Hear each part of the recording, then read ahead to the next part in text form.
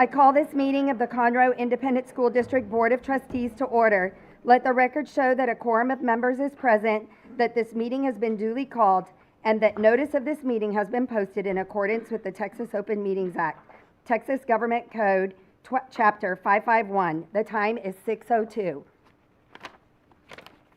We will open our meeting with an invocation done by myself, and then led with the pledge by Trustee Semler. Father God, we humble ourselves before you today, thankful for all our many blessings. We ask that you be in our presence, and may we conduct ourselves in a manner that pleases you. We ask that you continue to be with each of us, give us wisdom, discernment, and grace and humility, and open our ears to listen and mouths to speak when necessary. We thank you for the many blessings in our community, and we thank you for the safety over our children and our teachers and all staff members and employees of the district over this last week of spring break. We ask for peace and comfort for family losses on any campus that may have experienced something. We trust and love you and call you into our presence. And we say amen. Amen.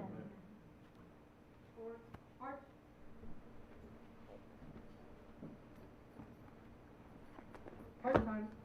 March. Center. Face. Freeze. Arm.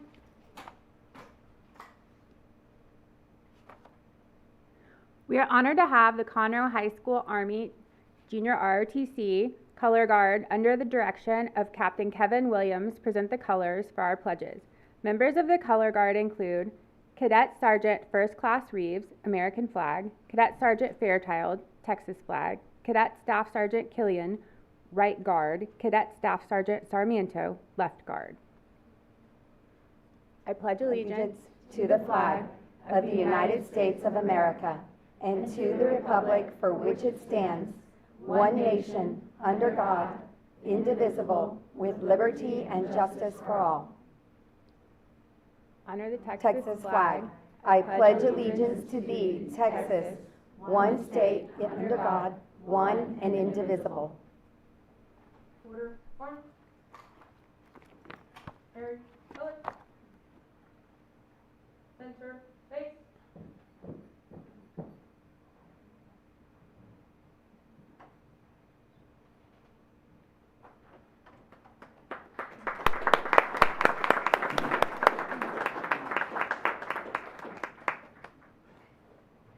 I don't know about y'all, but that always makes me smile when I see them here. Okay, moving on to item 2, special recognition. And Dr. Knoll, I know we're moving some things around based on traffic, so go right ahead. All right, I think we're good. I see the first star of the show back here just walked in. So we are honored tonight to be able to recognize and celebrate with some state champions that have occurred over the last month, and it's always an honor to have them here. We have a very special gentleman that I want to introduce tonight that's going to introduce our coaches from the Woodlands. Jim Rapp is the athletic coordinator at the Woodlands High School, also the head football coach, and he was just recently named this year as a Woodlands hometown hero. So please welcome Jim Rapp, our hometown hero.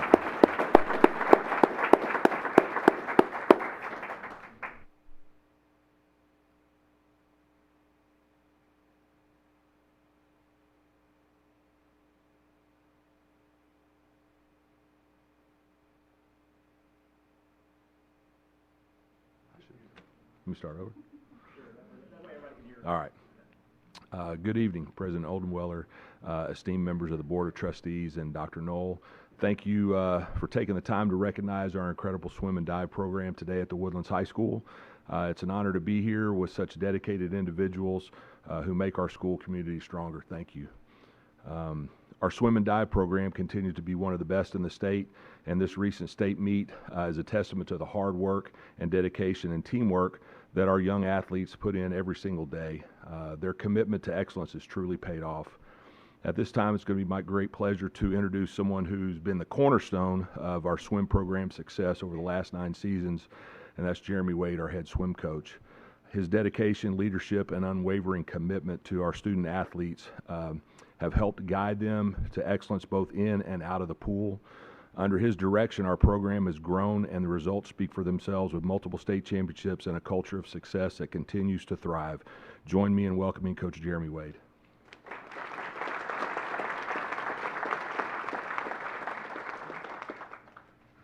Thank you, Coach Rapp, for that awesome introduction and all of your support for Highlander Athletics. Thank you, Board, for having us here for this awesome recognition.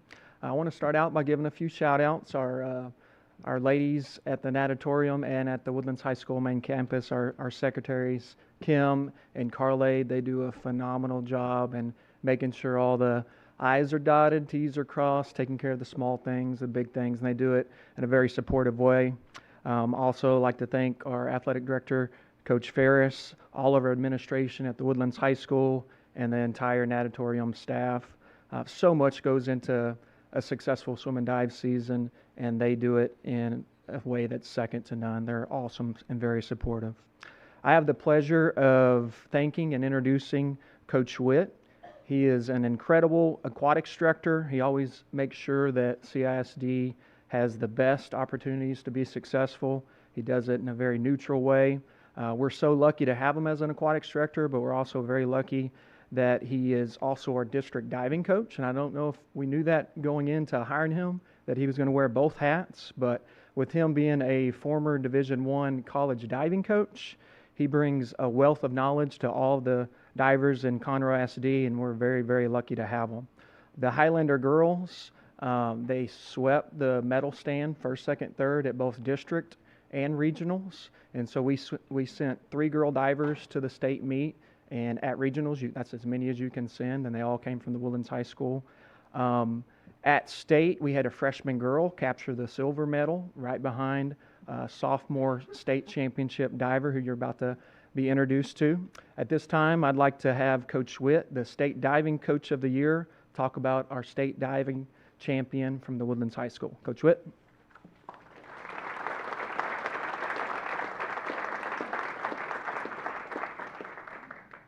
Excited? Hello, everyone. Thanks for having us this evening. Dr. Knoll, members of the board, my name is Kevin Witt. I am the coordinator at the Wilkinson Natatorium, and I also serve as the diving coach for all 6 of our schools. Our divers this year throughout the district had a very successful season. We had 12, if I counted correctly, individuals who qualified for National High School All-America honors, so that list will come out this summer, but we had 12 different boys and girls throughout the 6 high schools that achieved that award this year.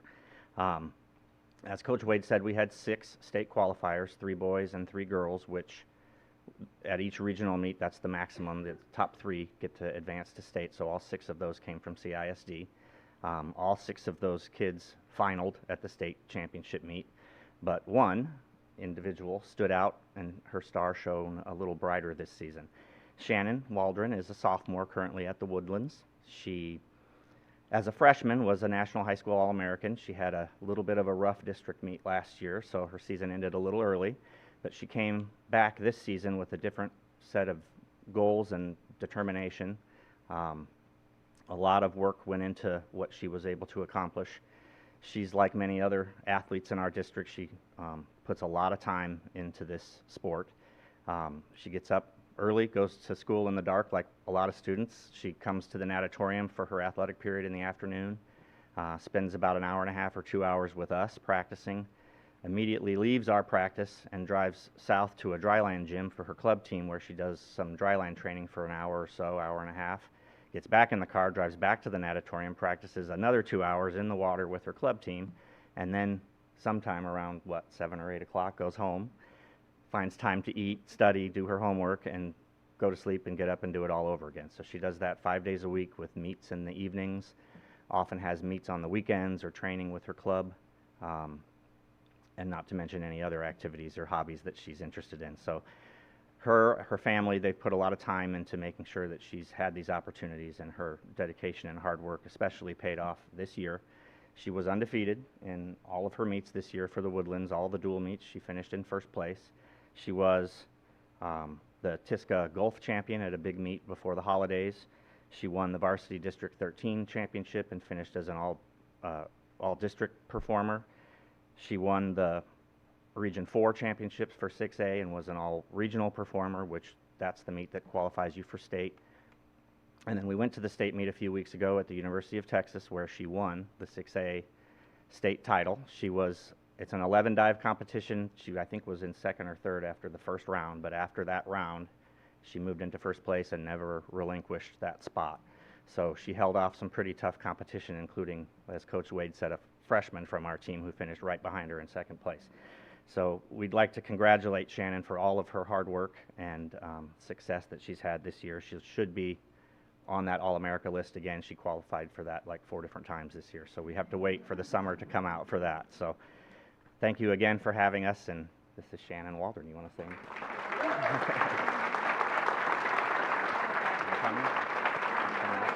We're going to take pictures. Yeah. Good job. You want to come over here? Come over here.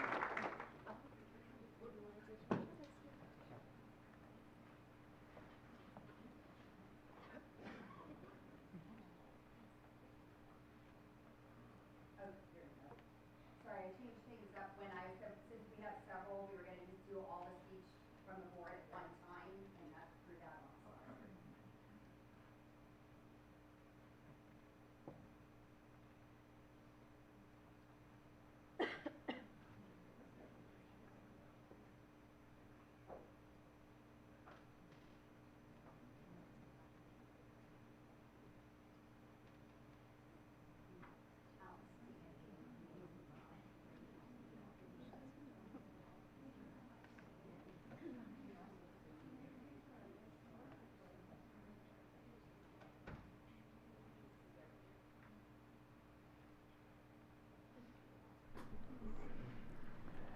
All right. And we had one other student listed tonight from the Woodlands High School, but she's on a college visit, so we're gonna bring her back next month to celebrate her. So now we will transition to the Woodlands College Park High School, and the proud principal Robert McFarlane is here to make our introductions. All right. Man, how do you follow that? Well, I got 4 of them, right? That's how, right? President Odenwelder, members of the board, Dr. Null, it is an honor to stand before you today to celebrate some truly outstanding student athletes, and I say student athletes. These remarkable individuals embody the values we cherish at College Park High School: commitment, pride, honor, success. These are not just words to them, they are the guiding principles that shape the aspect of their lives, every aspect of their lives. With unwavering support from our community, dedicated teachers, inspiring coaches, and caring parents, who move them around a lot, these students have relentlessly pursued excellence and earned 4 individual Texas State Wrestling Championships. With great pride, I introduce College Park High School head wrestling coach, Eric Spute.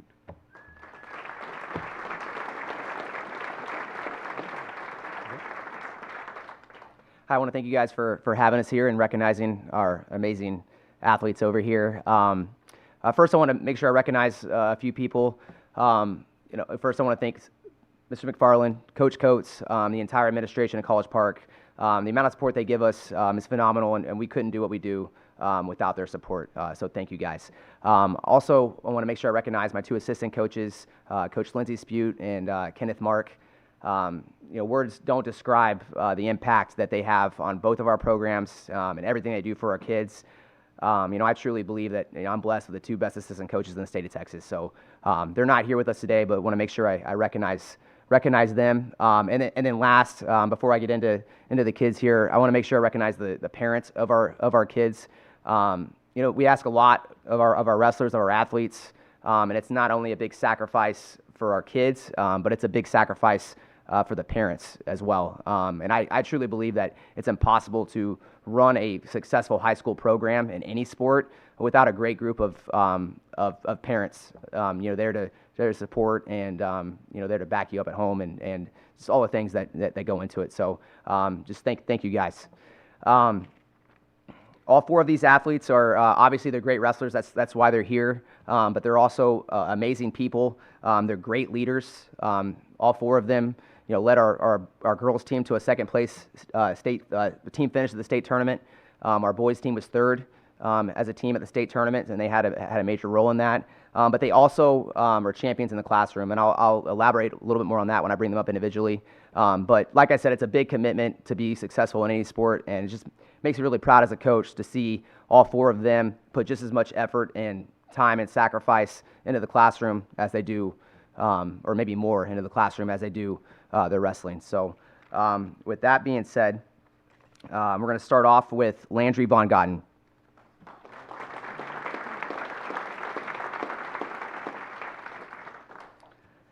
So Landry's a captain for us this year. She's only a sophomore, and she's already a two-time state champion.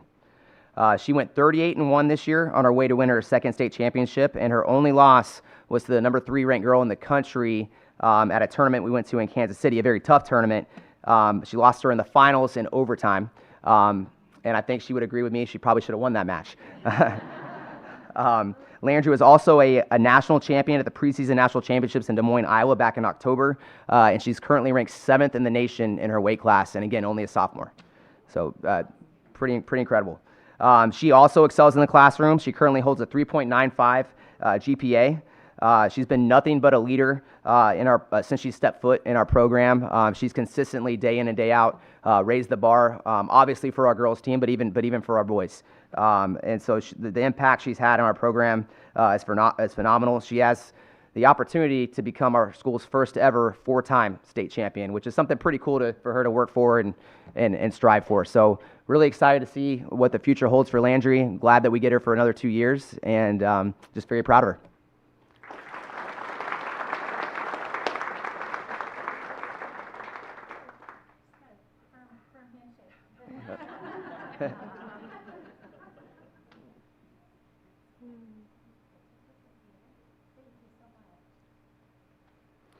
Okay, next up we have Logan Millsaps.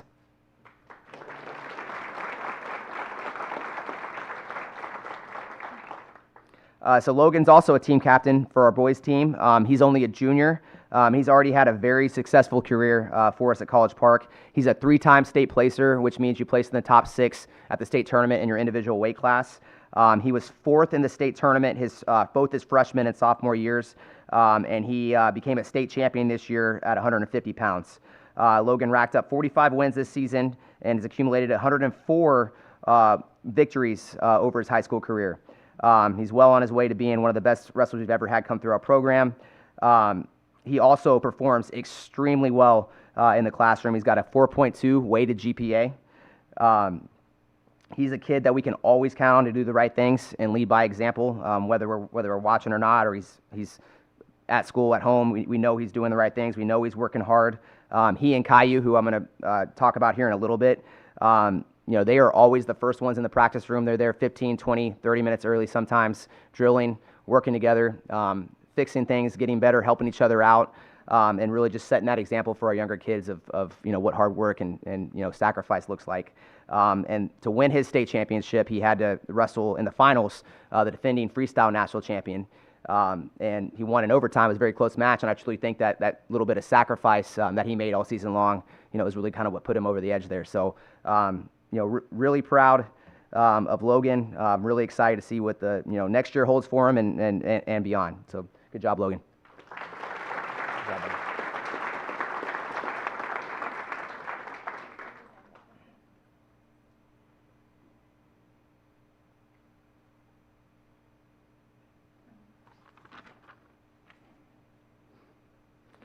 Okay, next we have Anna Vogt.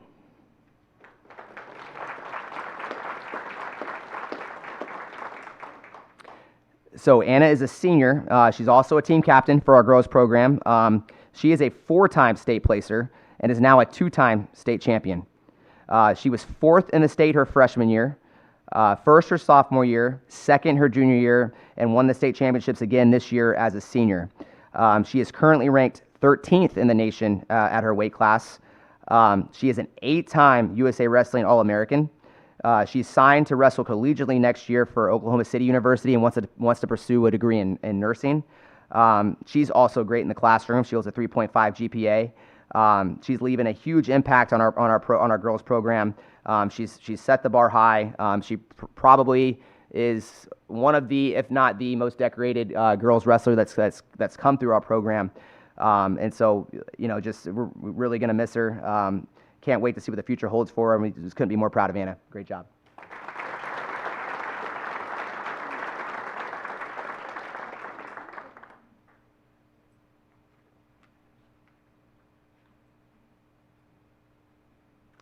Okay, last but not least, we have Caillou Aaron.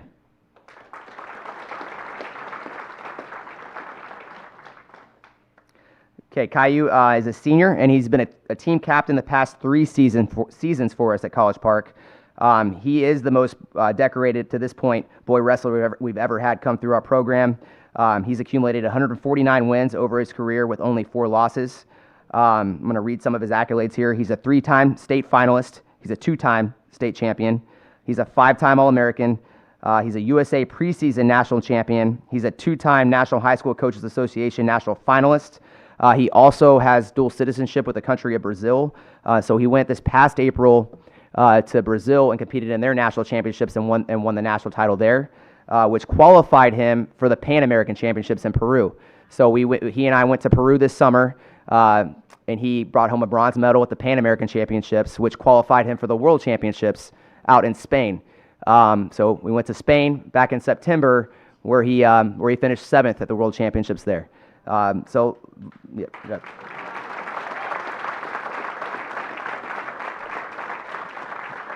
And I might have missed a few things, but he's accomplished all that while maintaining a 4.3 weighted GPA. He's signed with California Baptist University, and he's going to get to compete collegially at the Big 12 Conference while majoring in biomedical engineering.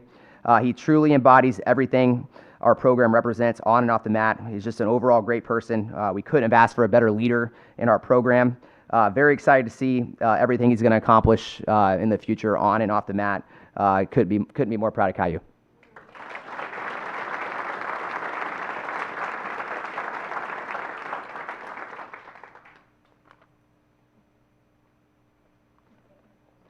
Thanks again, guys. Hey, Coach, I have a question. Coach Rayom, is that how you say his name, from the Woodlands High School? Yes. His daughter's a wrestler who was not here this evening, correct? 3-time state champion. Yes.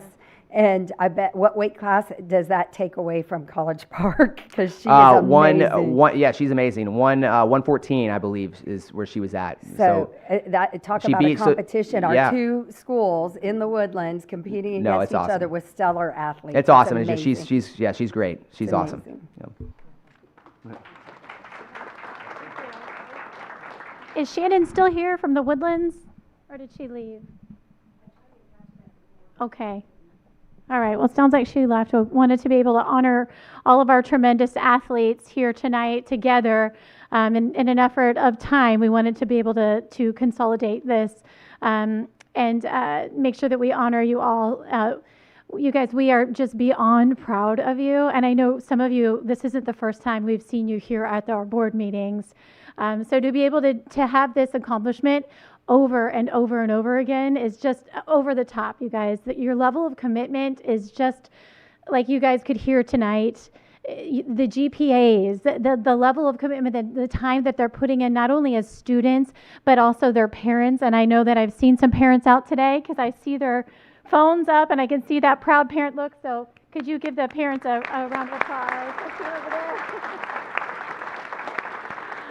As an athlete mom as well, I understand a little bit of the commitment of getting up early in the morning at 6 a.m., 5 a.m. and getting them to where they need to be, but to be able to just go above and beyond, not only excelling in your sport, but also excelling in the hallways of the classroom, because I hear that you're outstanding students, and to excel in the classroom with your grades and having these exemplary GPAs is really just something to be so proud of. And it's a skill set that you're going to take with you for the rest of your lives, being able to work as a team and just taken it to an accelerated level of excellence that you guys did. And so on behalf of the Conroe ISD Board of Trustees, we want to thank you and congratulate you. We are so proud of you.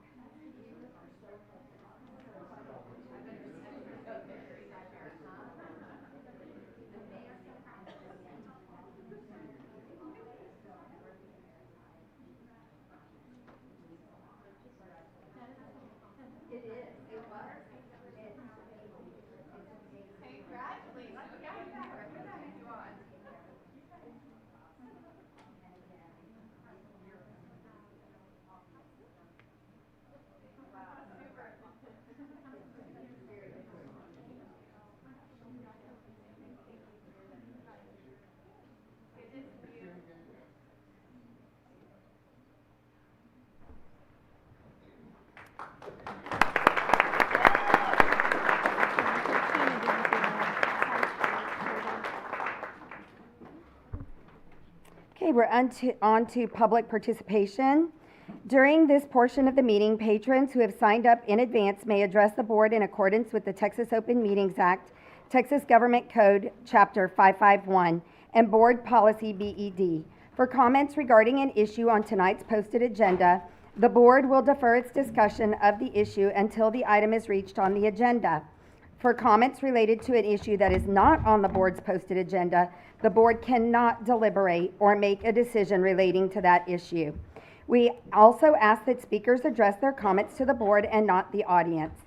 If any speaker's comments are regarding a complaint, the board directs you to its policies regarding complaints, which can be found on the district's website. If your purpose in addressing the board is to seek a remedy for your complaint, the board cannot discuss or respond to your concern until you have met the requirements of the appropriate district policy. The board wants to hear what all speakers have to say, and the board requests that the audience treat all speakers, regardless of their message, with respect. Each speaker will have 2 minutes to present their comments to the board. Screens around the room will display the speaker's time. When the countdown timer reaches 0, the next speaker will be called. Mrs. Godfrey, please call the first speaker. Christina Smith.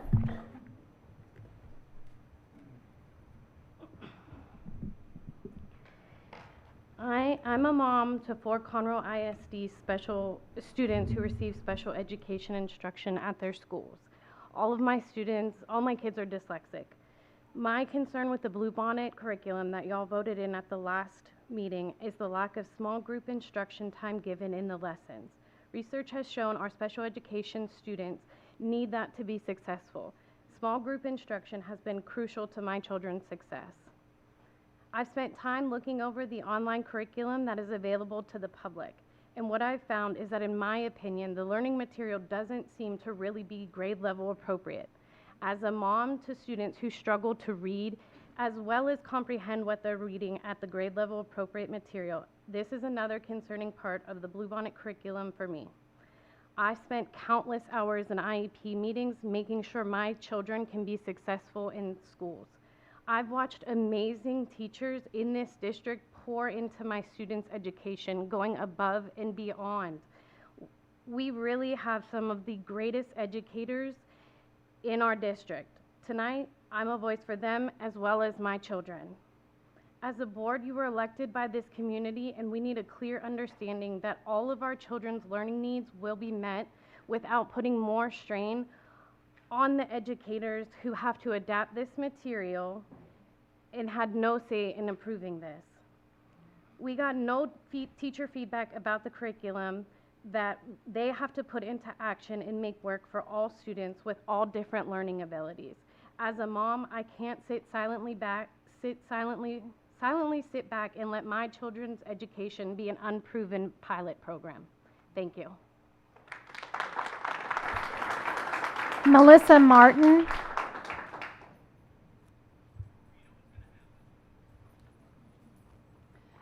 Good evening. I'm a Conroe ISD teacher who has taught 3rd and 4th grade for more than 25 years.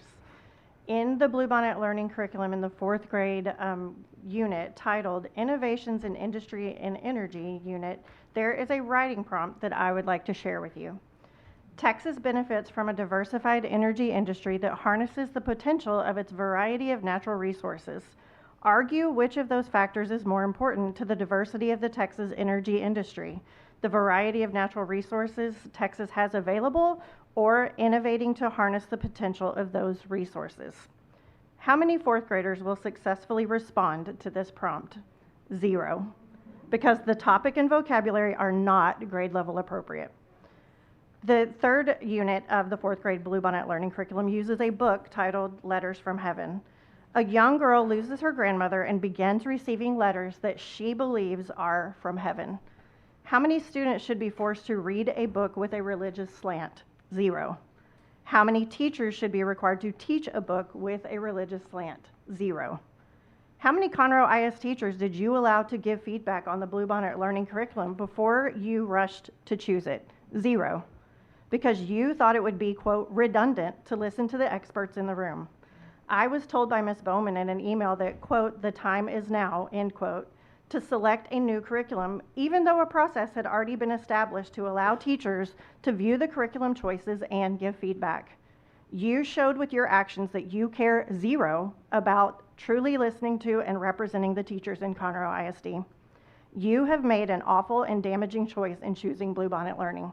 It is not too late to reconsider it. It is not too late to listen to those of us that know best. It is not too late to fix this. Thank you.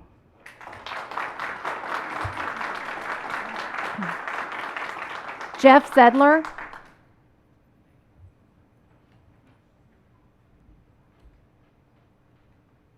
Greetings, my school board friends.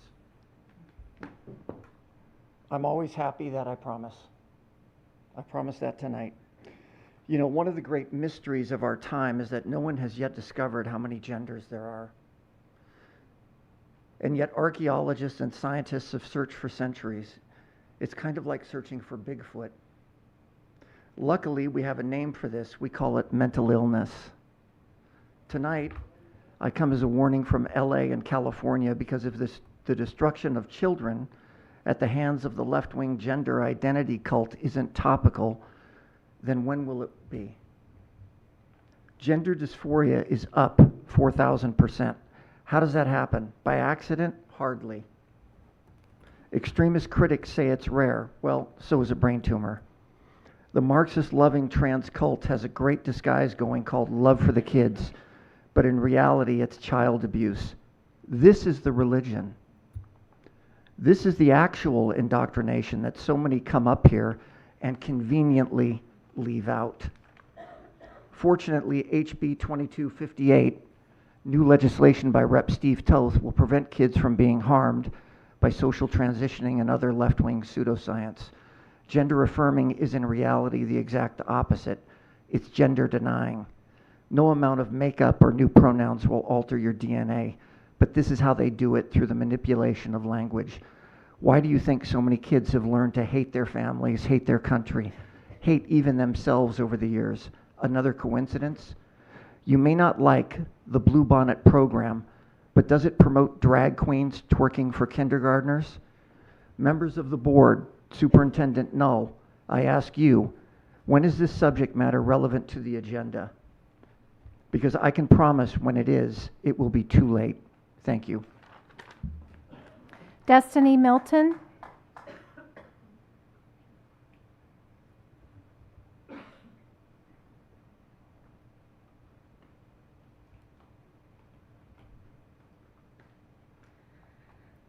Hi, I'm here tonight to talk about the Bluebonnet curriculum and how it was pushed through in an unethical vote for our kids. I'm a former teacher and a parent of CISD children, and I was really surprised by how well spoken y'all were on y'all's points in your speeches last month, only to find out that I couldn't find references to some of those things online. But what did find your speeches was ChatGPT. I plugged in the simple prompt: I am a Conroe ISD trustee, and I support the Bluebonnet curriculum, RLA, We are calling for a vote to approve the curriculum. Write me a detailed and specific statement explaining why we think this curriculum is a good idea, and please give me detailed references, as I did not read this curriculum. And lo and behold, it pulls up Miss May's speech, almost verbatim. And I have copies here of your transcripts, along with the chat GPT. So if anybody would like it, they're welcome to it. But with a little more prompting, I was able to get all 3 speeches. You guys promised the community that you thoroughly reviewed this curriculum.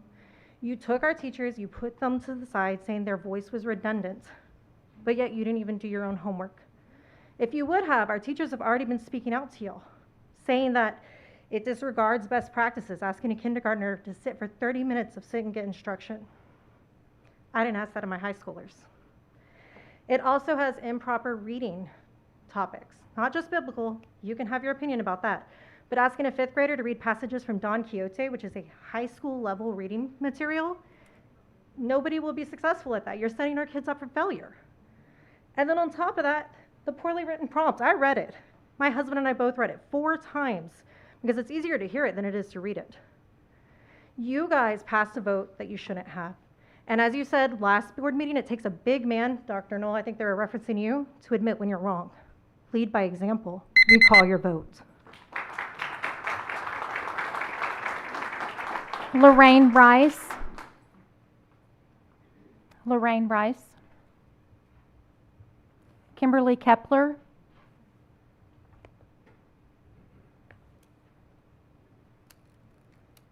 Hello, I'm here to talk about the Bluebonnet curriculum. I have a son in kindergarten in Conroe ISD and a preschooler, soon to be kindergartner in the fall. Currently, there is a petition online asking the board to rescind or reconsider the Bluebonnet curriculum that has up to 1,256 signatures of locals who are concerned about the content. This year, we are at a $12 million budget shortfall, according to Conroe News. It's going to cost the district over $2 million to implement this new Bluebonnet curriculum. And to remind y'all, for the 4 of you who ran at the end of last year and won on your Conservatives for CISD pledge, one of your statements was increasing financial responsibility. So I'm a little curious where those extra $2 million are going to go, because the budget as it is didn't even account for raises for our current teachers. In regards to teachers, you said supporting our teachers was a primary concern. But again, they were not allowed to give input into this curriculum. I worked at the college level as a college professor for years. You know who decided the curriculum and the text for the students? It was the instructors, because we were the content specialists. We knew what needed to be taught in the classroom. And I think denying the teachers that right it's frustrating, to say the least. And I have a really tough question for y'all. Yes, it is a Bible-infused curriculum. There's no denying that. It has a clear Christian slant. That's going to be up to people far beyond me to decide the constitutionality of that and if it violates the First Amendment. But I want you to ask yourselves, as parents in this school district, how would you like an atheist teacher, an agnostic teacher, a Buddhist teacher, a Satanist teacher to respond if your child came up to them and said, "Is God real? Is Jesus real?" How would you like them to teach your child about religion?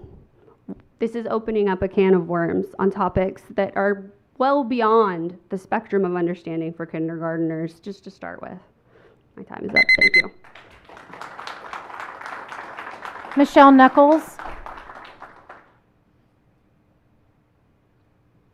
Michelle Knuckles. Oh, sorry.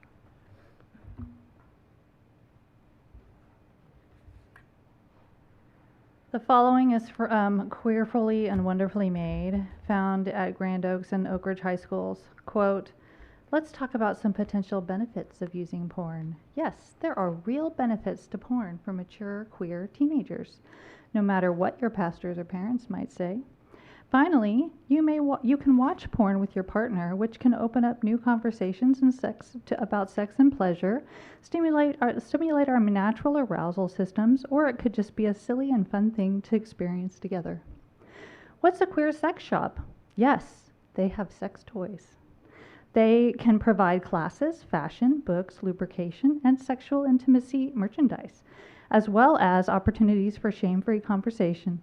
How many places can you ask for a very, very specific question about your queerness with an adult who will, in all likelihood, be totally judgment-free.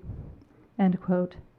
From the book Queer from Grand Oaks High School, quote, lubrication, or lube for short, can help sex go smoother. Women produce vaginal lubrication when they are turned on, but adding a little extra can lessen friction and irritation during sex. Fingers and toys will glide in and out easily if you use lube. Since the anus doesn't provide any natural lubrication, lube is essential for any kind of anal penetration. End quote. When I put my speech into ChatGPT to get the word count, I got a response saying that the content violates their policy. I'm reading these excerpts to you today because I don't understand why these books are still in Conroe ISD libraries while Slaughterhouse-5 was removed. When I submitted a public information request to find out why, all I was told was that the library administrators removed it based on policy, but there was no explanation on what specific content was considered inappropriate. Meanwhile, the books I just read from remain on the shelves. How is that decision being made, and what standards are actually being applied? Thank you. Diane Daniels.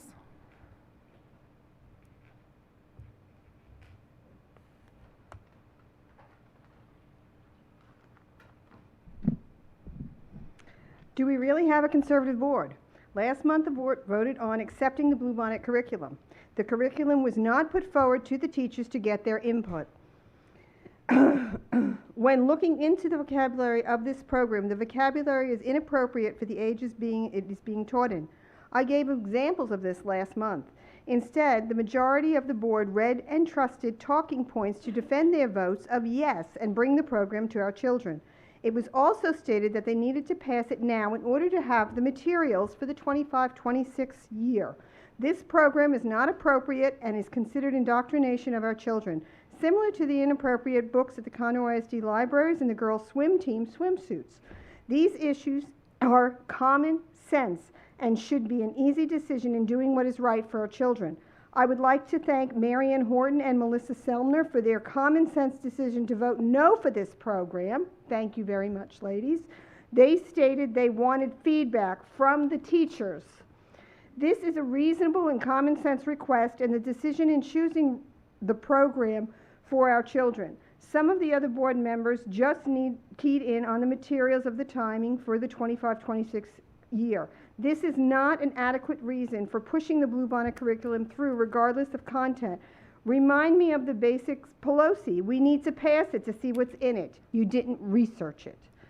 It is a disappointing of this board may not be the board that they said they were. Your first obligation is to do what is right for the children, not on the budget or yourselves. Please consider always doing the right thing for the children. I realize your job is hard. You ran for this position and you knew it would be difficult. And you made promises to the people who voted you in. Many elected officials run on one platform and unfortunately act on a different platform once they are in the position. Stick to your original convictions. Thank you. Susan Scruggs.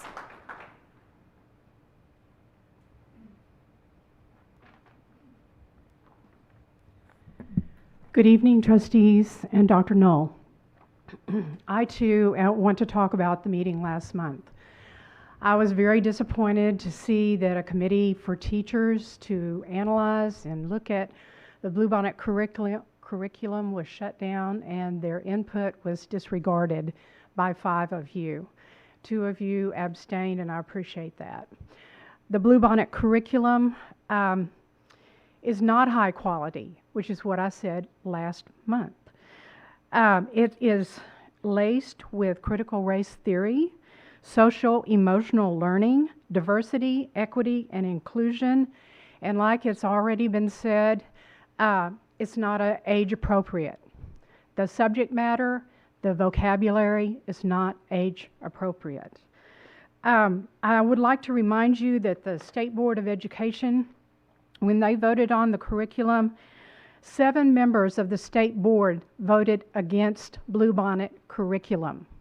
So we are not alone out here, and I'm not alone speaking against it. There are 7 people up there that didn't like it and didn't think it was worthy either, or high quality.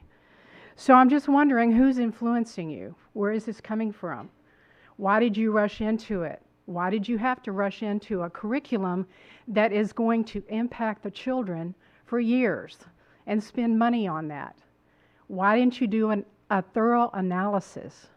I'm really disappointed in you. I know it is a hard job, and I know you're trying to do your best, and you can do a lot better. So I would like to see you get teacher input. There's 3 teachers on this board that have taught, and 2 of them abstained. So that should be an indication for you to take their counsel, because the other ones haven't been in a classroom. Thank you very much. Amy Polka.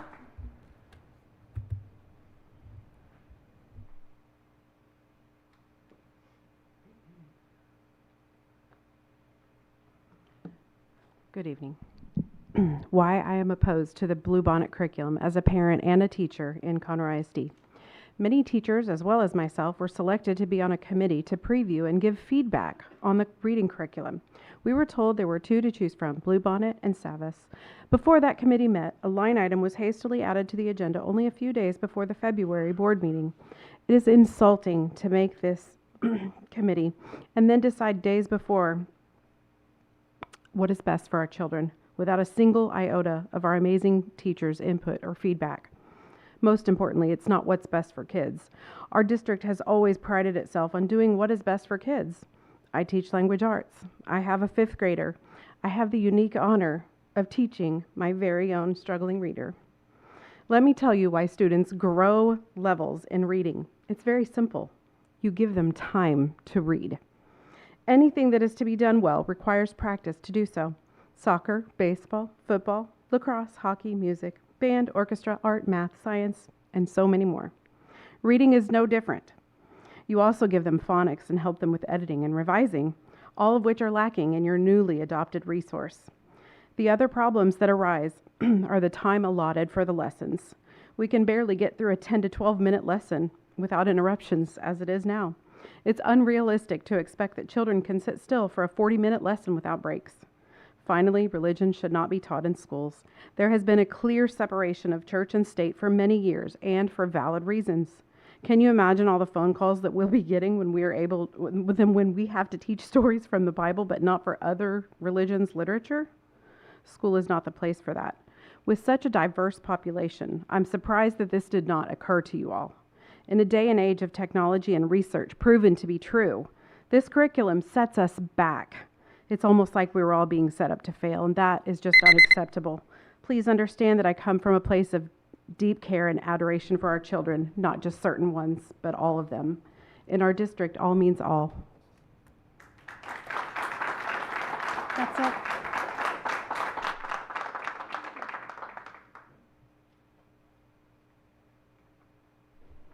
Okay, that's all of our public comment. We are on to agenda item 4, consent agenda. Do I have a motion to accept the agenda items? So moved. Do I have a second? Second. All in favor, show by the uplift of hands. That's 7-0 and the motion carries. All right. Moving on to some fun things.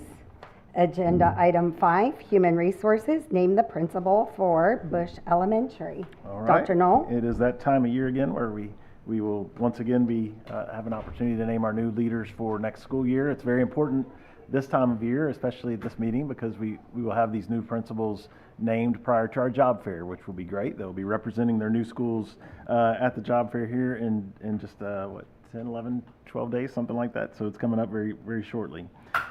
We start off first tonight with our principal of Bush Elementary. Bush is a campus that has a long history of being very successful and a lot of pride in that community. As we know, we are splitting that campus with the creation of Eisler Elementary, and so Bush will have a little bit of a new feel next year, which a portion of that will be welcome, and that it will be much smaller and less overcrowded, which I know everyone will appreciate.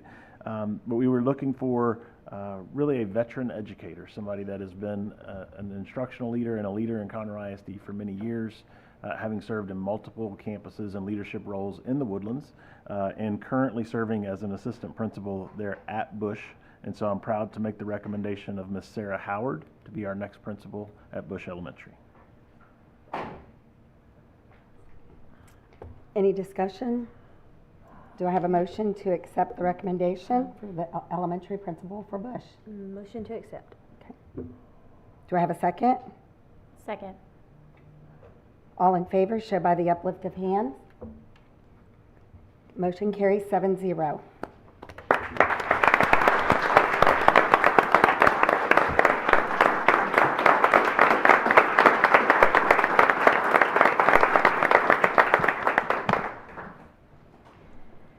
Good evening, President Odenweller, members of the board, and Dr. Knoll. I'm deeply humbled and honored to stand before you this evening and accept the position of principal at Bush Elementary. This moment is not only a personal achievement, but also a profound responsibility to which I will enthusiastically dedicate my time, my presence, and my experience to the success and excellence of Bush Elementary. Tonight, I have some very special guests: my husband, Will Howard, my parents, Greg and Sharon Mouton, and my niece, Shelby Gillespie. Because of their love, support, and listening ears, I am able to fulfill many callings God has placed on my heart. So thank you. Although they cannot be here tonight, I have two college boys, Cody and Tyler, who are somewhere on a baseball field between Austin and Marshall, Texas, who have been with their mama every step of this journey, and who are extremely glad that I landed in the Woodlands feeder. I guess once a Highlander, always a Highlander. I would like to express my gratitude to Dr. Knoll and the school board for entrusting me with this incredible journey. I'm committed to upholding the established values and standards of Bush Elementary and ensure that it continues to be a place of learning, growth, and community. The leadership of Miss Elizabeth Thompson has set the high standard of excellence and will continue to impact the school building for many years to come. Lizzie, thank you for your leadership, your support, your wealth of knowledge, your friendship, and welcoming me to Bush with open arms. There have been many other important people in my leadership growth over the years: Dr. Shelley Winkler, Miss Lisa Garrison, Dr. Jamie Bone, Miss Tracy Horn, and many more. Thank you for your leadership, your support, and belief in my new role as the new principal. To the teachers and staff of Bush Elementary, your hard work and dedication to student success continues to ensure that our Bobcats will exceed our high expectations. I will make sure that you continue to receive the support, the resources, and the encouragement needed to keep our Bobcats learning, growing, and succeeding. To the parents, your partnership in your child's education is invaluable. Together, we will continue to foster an environment where every child feels safe, supported, and empowered to reach their full potential. I welcome your voices, your concerns, and your aspirations for your children. Most importantly, to the students of Bush Elementary, you are the heart of the school, and I value each and every one of you every day. Your talent, dreams, and potential inspire me. My promise is to provide an environment where you feel heard and encouraged to grow, not only academically, but as responsible and compassionate individuals. As I step into my new role, I will lead with integrity and fairness, commitment to excellence, and connection with every member of our school community. Thank you again for this incredible honor of leading the community of Bush Elementary.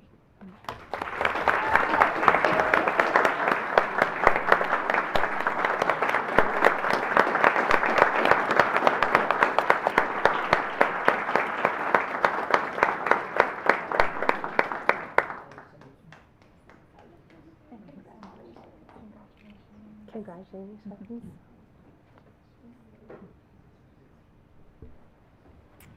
I told you that was fun. Agenda item, name the principal of Collins Intermediate. Dr. Knoll? All right. Once again, we're talking tonight about a school that is highly successful, and I know that the reason for that, I see some standing in the back of the room back there, but for many years, Collins Intermediate has been if one of, if not the highest achieving school in Conroe ISD. The accolades that they've received year after year are truly astounding, and it is because of the great teachers and the leadership that is provided by the administrative staff there. And when you have a school that is performing that well, I think it's natural to look internal to see who would become the next leader. And so we are fortunate to have someone there in the building serving as an assistant principal that is ready to step up and continue the great tradition at Collins. And so I'm proud to recommend Chelsea Harness as the next principal of Collins Intermediate. Are there any discussion items here? Okay. Do I have a motion to accept as Collins Intermediate Principal as stated? Motion to accept. Okay. Did you get the second on that? Okay. All right. All those in favor show by the uplift of hands. And the motion carries 7-0.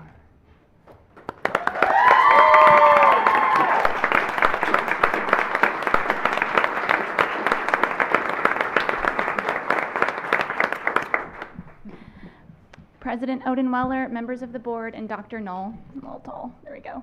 Thank you so much for approving me to be the next principal of Collins Intermediate. Oh, I'm sweating. This is truly an honor and an incredible opportunity to lead a campus in this outstanding district. Over the past 15 years, I've had the privilege of working under some remarkable leaders who believed in me and supported my growth. Without their encouragement and guidance, I would not be standing here today. I began my journey at Crier Intermediate over 15 years ago, and I owe a special thanks to Dr. Lloyd Swanson for encouraging me to pursue my master's. As I grew in my teaching career, I was fortunate to help open Stewart Elementary as a teacher and work under Dr. Julie English. Dr. English believed in me and promoted me to an instructional coach and later an assistant principal. Dr. English, your mentorship has been invaluable. You truly showed me how to be an administrator and how to navigate any situation with discernment, integrity, and grace. I also had the privilege of transitioning to Collins under the leadership of Shelley LeBlanc. Thank you, Shelley, for always leading with your heart and kindness in everything you do. You showed me that even in the most difficult situations, you always treat others with dignity and respect. I want to thank Cassie Herzenberg for reminding me about the little things and the little ways to support and celebrate staff. You truly are a light, and I admire your leadership. To Dr. Knoll, Dr. Medford, Dr. Stickler, Dr. Hines, and many more, thank you for placing your trust in me. I promise to give my very best to this campus, this community, this district, and to make you all proud. And to my incredible family, thank you for your constant support and encouragement. To my parents watching online, Larry and Carolyn Martin, my siblings out in California and Sugar Land, Chad and Charity, and their spouses, my in-laws, Bill and Sue Harness, and my 5, yes, I said 5 children, Wesley, Isabel, Brooks, Tinley, and Beckett, and my husband over there with Beckett. You all mean the world to me. And to my wonderful husband, Wes, your love and belief in me is my greatest strength. You're my constant cheerleader, and I love him so much. And finally, to my Collins family.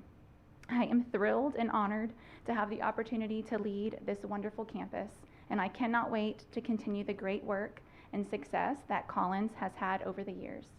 I look forward to meeting all my new Cobras in just a few short months, and thank you, and go Cobras.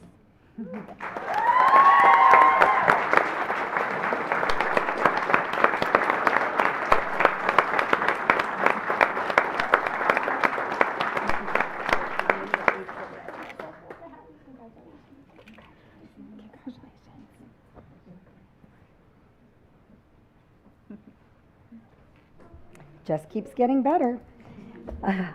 Okay, naming the Director of Health Services. All right. We are fortunate in Conroe ISD to have many elite teams, and I think our healthcare providers that we have in Conroe ISD are a very special bunch. We are fortunate that the board has made an investment to have registered nurses at every one of our campuses. That makes us somewhat unique around the state. That's an investment that we make because we believe in that health and safety of our kids. And when you have such an elite force of people out there, it requires great leadership, right, to help guide them. And over the last years, we've been very lucky to have Barbara Robertson leading that charge. And Barbara was recognized as the Texas School Nurse of the year back near the COVID years, and she is going to be retiring this year. And I know Barbara is here, and I just want to recognize her.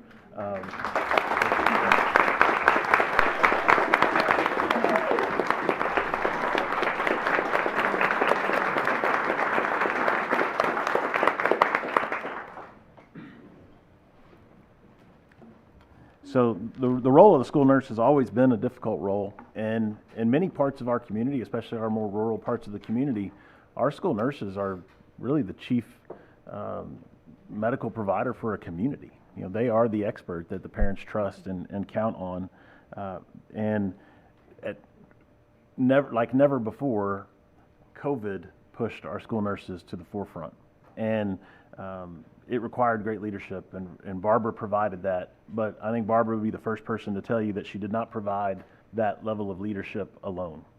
She was also surrounded by a great team that helped her to guide the school district through those challenging times. And so once again, it was kind of an easy decision when Barbara told us that she was going to retire. We know that we have the perfect person in-house that has been right there doing the hard work with Barbara for so many years. And so tonight I'm very proud to recommend Ms. Dana Fisher to take over the reins as our Director of Health Services. Okay, any discussion? Do I have a motion? So moved. Second? Second. Excellent. All in favor, show by the uplift of hands. 1, 2, 3, 4, 5, 6. And the motion carries 7-0.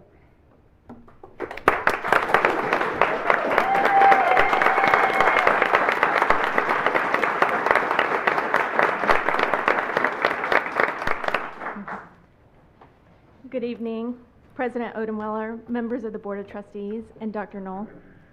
From a young age, I knew I wanted to be a school nurse. Caring for others has always been my passion. In my 27-year nursing career, among other endeavors, I've had the privilege of caring for the students of Conroe ISD at the campus level at Hauser Elementary, Burnham Woods Elementary, and Grand Oaks High School. For the past 5 years, I've had the honor of working alongside our incredible nurses while serving as the health services specialist and then coordinator, supporting campuses across the district. I am deeply honored and grateful for the opportunity to serve as the Director of Health Services for Conroe ISD. I want to take a moment to thank my guest, my husband, Alan, whose unwavering support, encouragement, and love have been my foundation throughout my nursing journey. My children,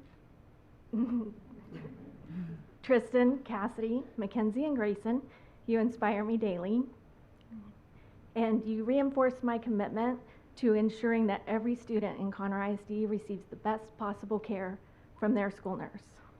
As a proud parent of 3 Conroe ISD graduates and 1 current student in Conroe ISD, this district holds a special place in my heart. I also want to express my sincere appreciation to Dr. Knoll, Mr. McCord, Dr. Merle, Nurse Barbara Robertson, and the school board for entrusting me with this opportunity. Your confidence in me means the world, and I am committed to serving our students, staff, and community with dedication and compassion. I want to thank the principals who initially gave me the opportunity to pursue and grow my love of school nursing, and that's Mr. Jeff Fuller, Dr. Christine Butler, and Dr. Chris Povich. I also want to extend a special thank you to Barbara Robertson, our current Director of Health Services. Your student-centered approach, guidance, and mentorship have been invaluable. Your dedication to the well-being of our students is truly inspiring, and I am grateful for your legacy and the path of excellence you have paved for all school nurses in Conroe ISD. To our incredible school nurses, you are the heart of health services in this district, and I see the dedication you bring every day. Ensuring students have a safe, healthy, and supportive environment to learn and thrive. Your commitment does not go unnoticed, and I am honored to continue working alongside you. To the students and families we serve, your well-being will always be my top priority, and I am excited to bring my passion for school nursing into this role. Thank you again for this opportunity. I look forward to leading health services, and together we will continue to prioritize the health and educational success of every student. Thank you.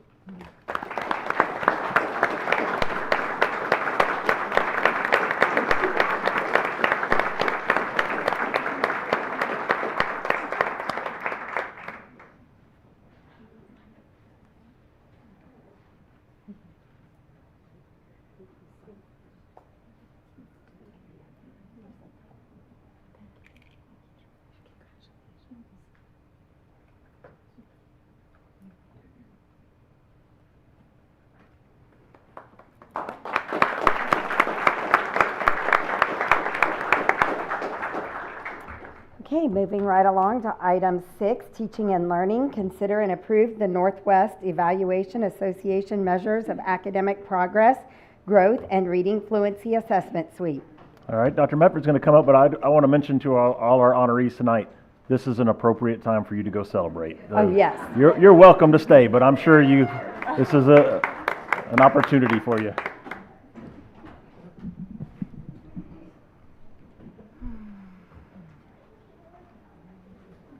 They took you up on that. They were all looking at me. Uh-huh. Give us that.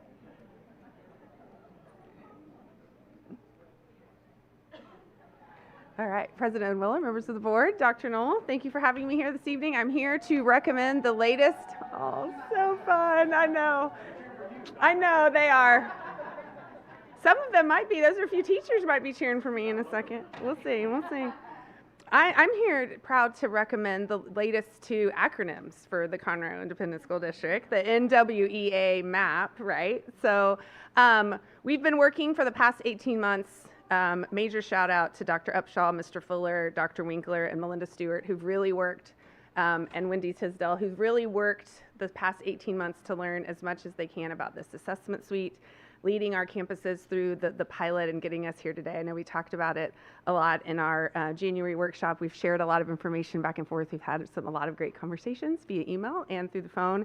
We're excited to give our teachers this high quality assessment suite that will really give them time back instructionally, as well as just some really accurate data to help our kids. So this time, I'd like to request your approval.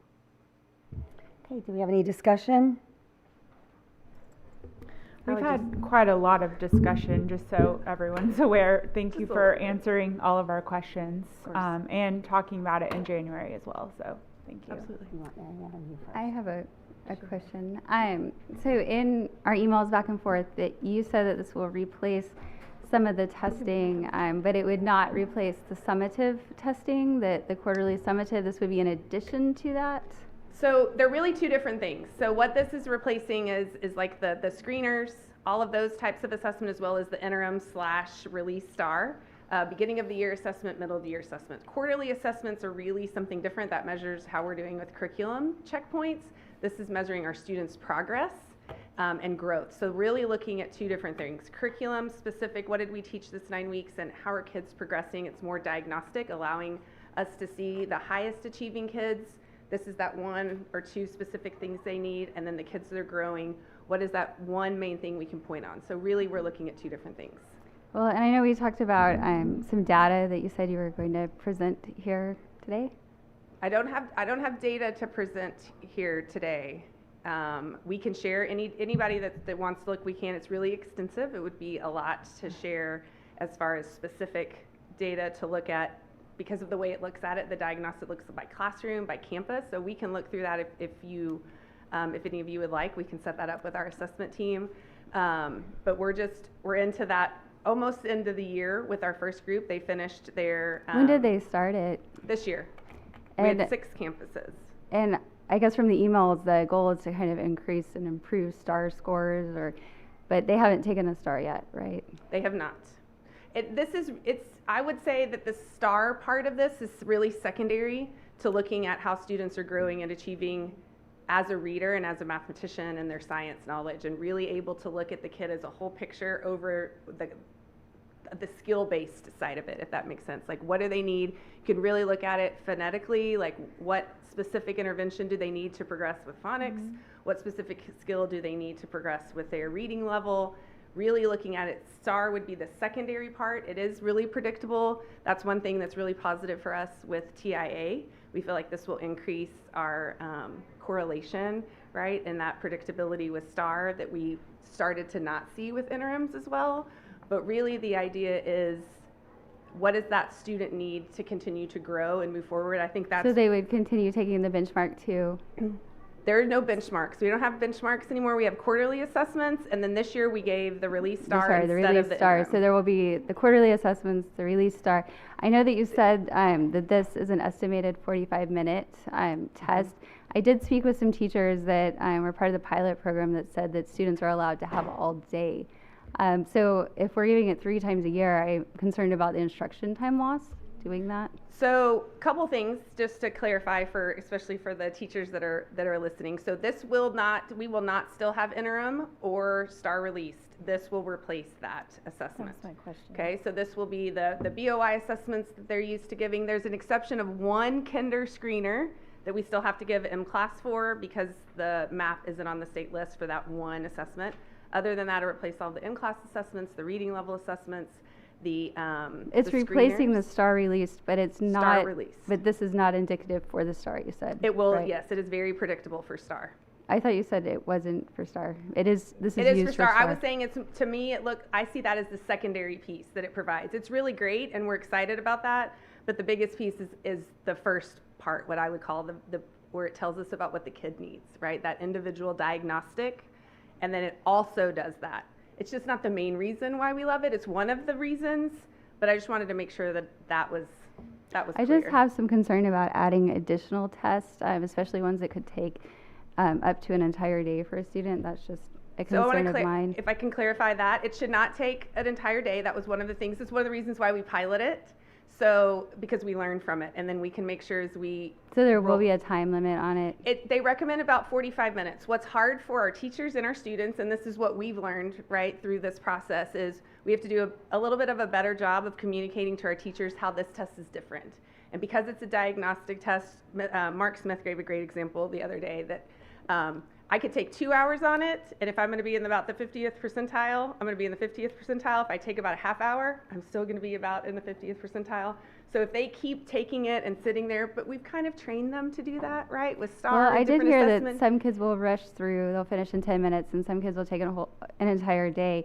Another concern I heard was that special education students, dyslexic students that don't understand the questions or struggle with it, they click through it, and so it's not predictive, and that the teachers are still using their own fast testing to make sure that the kids are on level. So now we're doing double time the same test, essentially. That's we will no longer be doing any of those original assessments. So this will replace it. So that's another thing. This is Well, they said that they're not gaining the data from it. Will there be additional training for it? I also heard that they didn't feel trained to look at the data.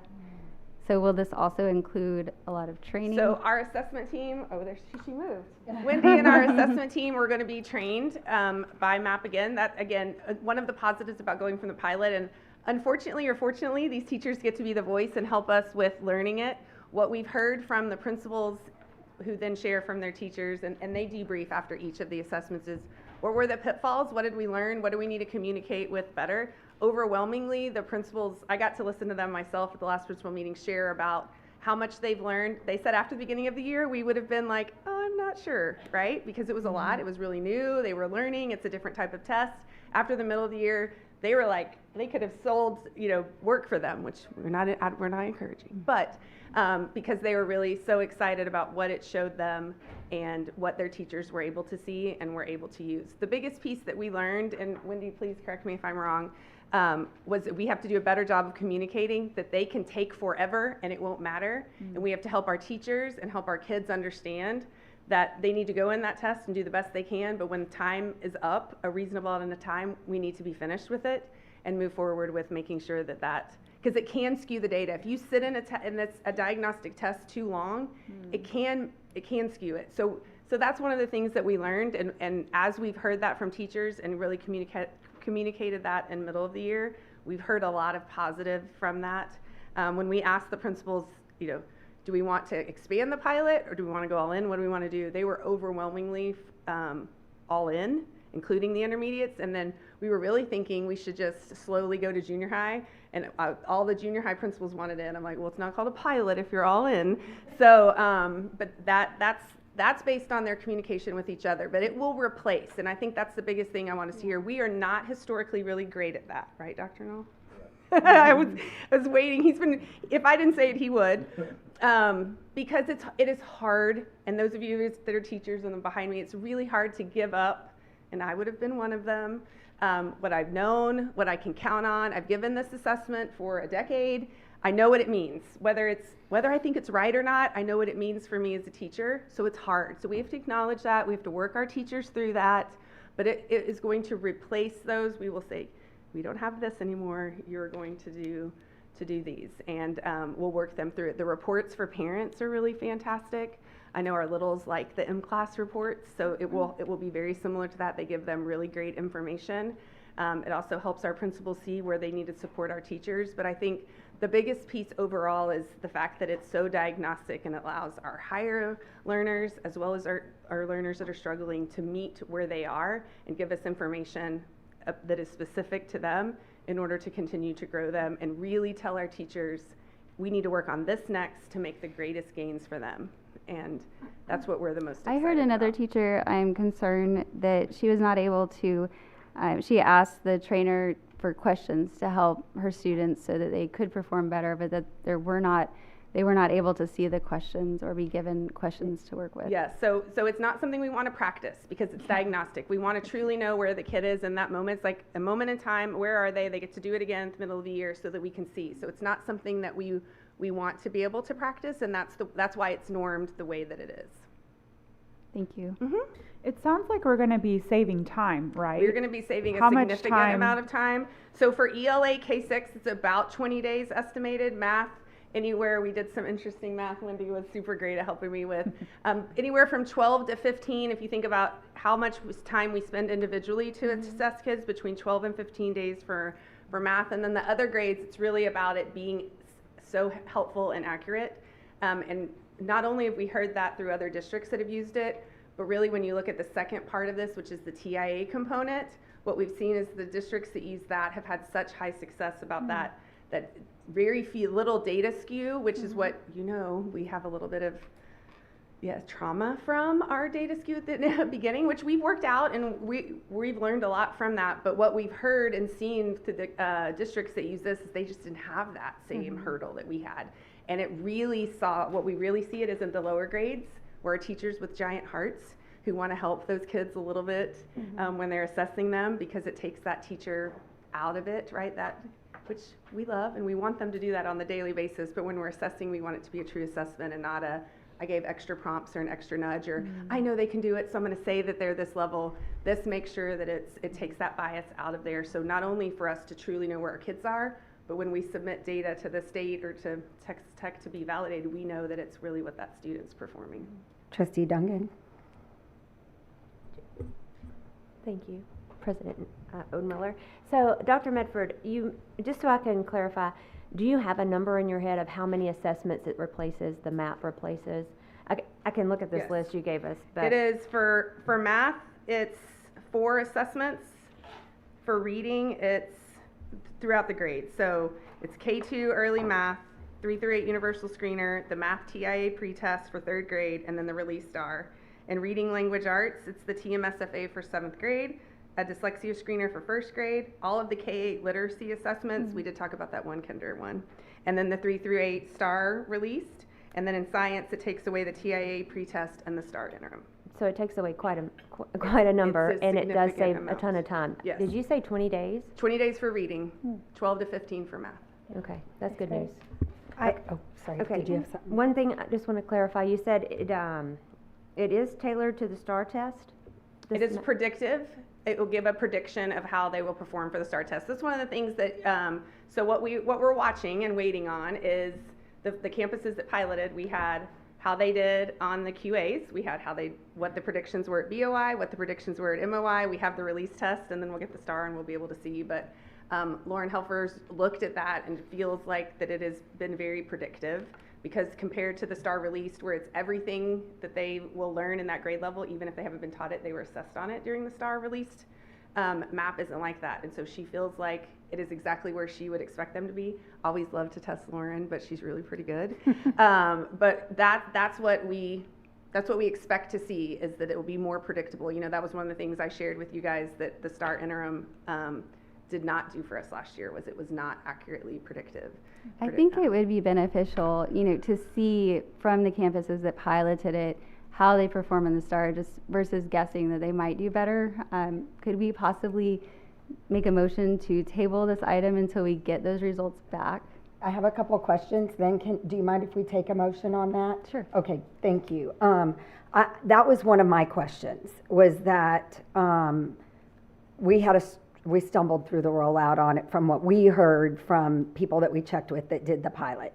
And you know, it's new, and then we're slamming them with new curriculum, and then, so it makes me a little nervous to hit them with so many new changes at once, but at the same time, it could just be part of, it's all new. So what I'm interested in knowing is, what did we see, like for instance, I checked with a lot of people that have been using MAP in other districts, and they love it.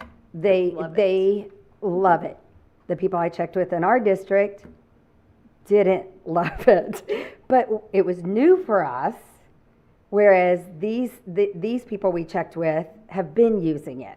So I'm not sure, I'm thinking it's partly that it's new. We had some struggles with the rollout or whatever, the understanding of it all. But what I'm curious to know is, did we check?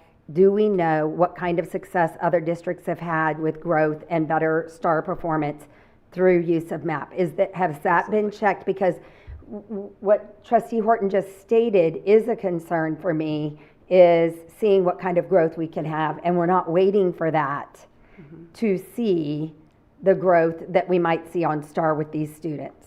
Well, I will be honest, we're pretty behind in adopting MAP. We're one of the last.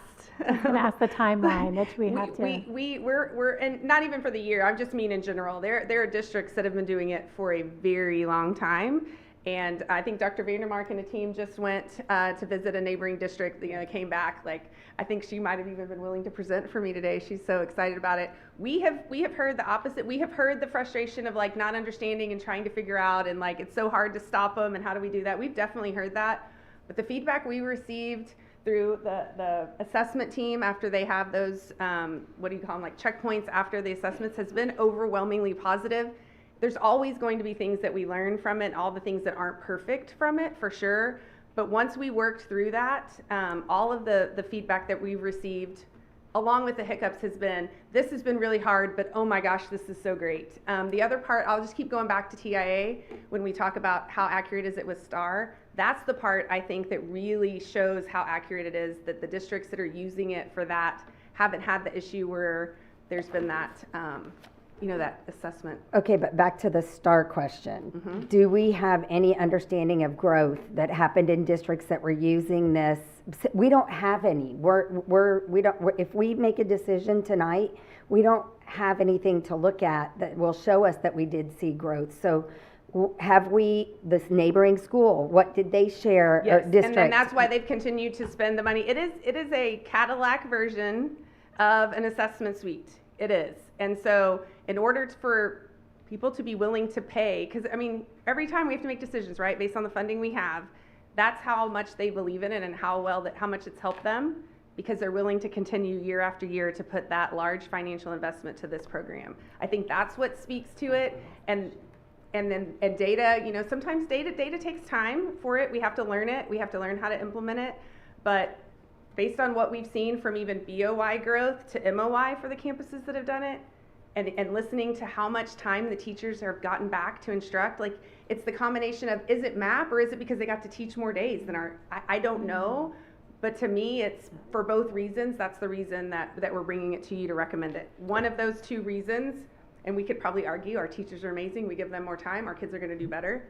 And how can we give them more time? Is by doing an assessment like this. If I can add to, just to be clear, we're not going to learn the students are not going to learn anything from MAP. No. So this is not to teach them to help them be better on the STAR test. The only thing that matters from MAP is what we do with what we learn, our teachers. So it would even be difficult to be predictive looking at another district, because I would argue our teachers are superior. So it's it's back to the kind of the point is, if we give great teachers 21 extra days, then we're going to see improved learning for kids.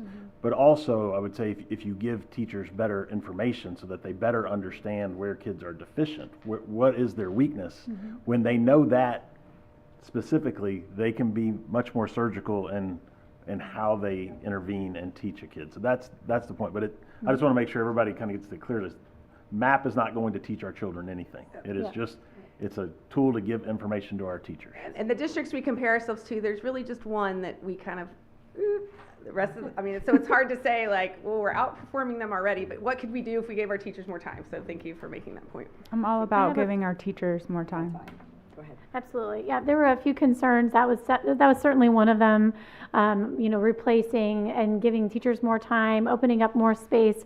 One of my other concerns was the funding, and it was the instructional materials technology allotment. I know you've mentioned it in several emails, but if you could just explain that so everyone can hear where this funding is coming from. So it's a separate funding for this specific reason, to use for technology tools, to use for, it's where we talk about where we get our resources, instructional materials from.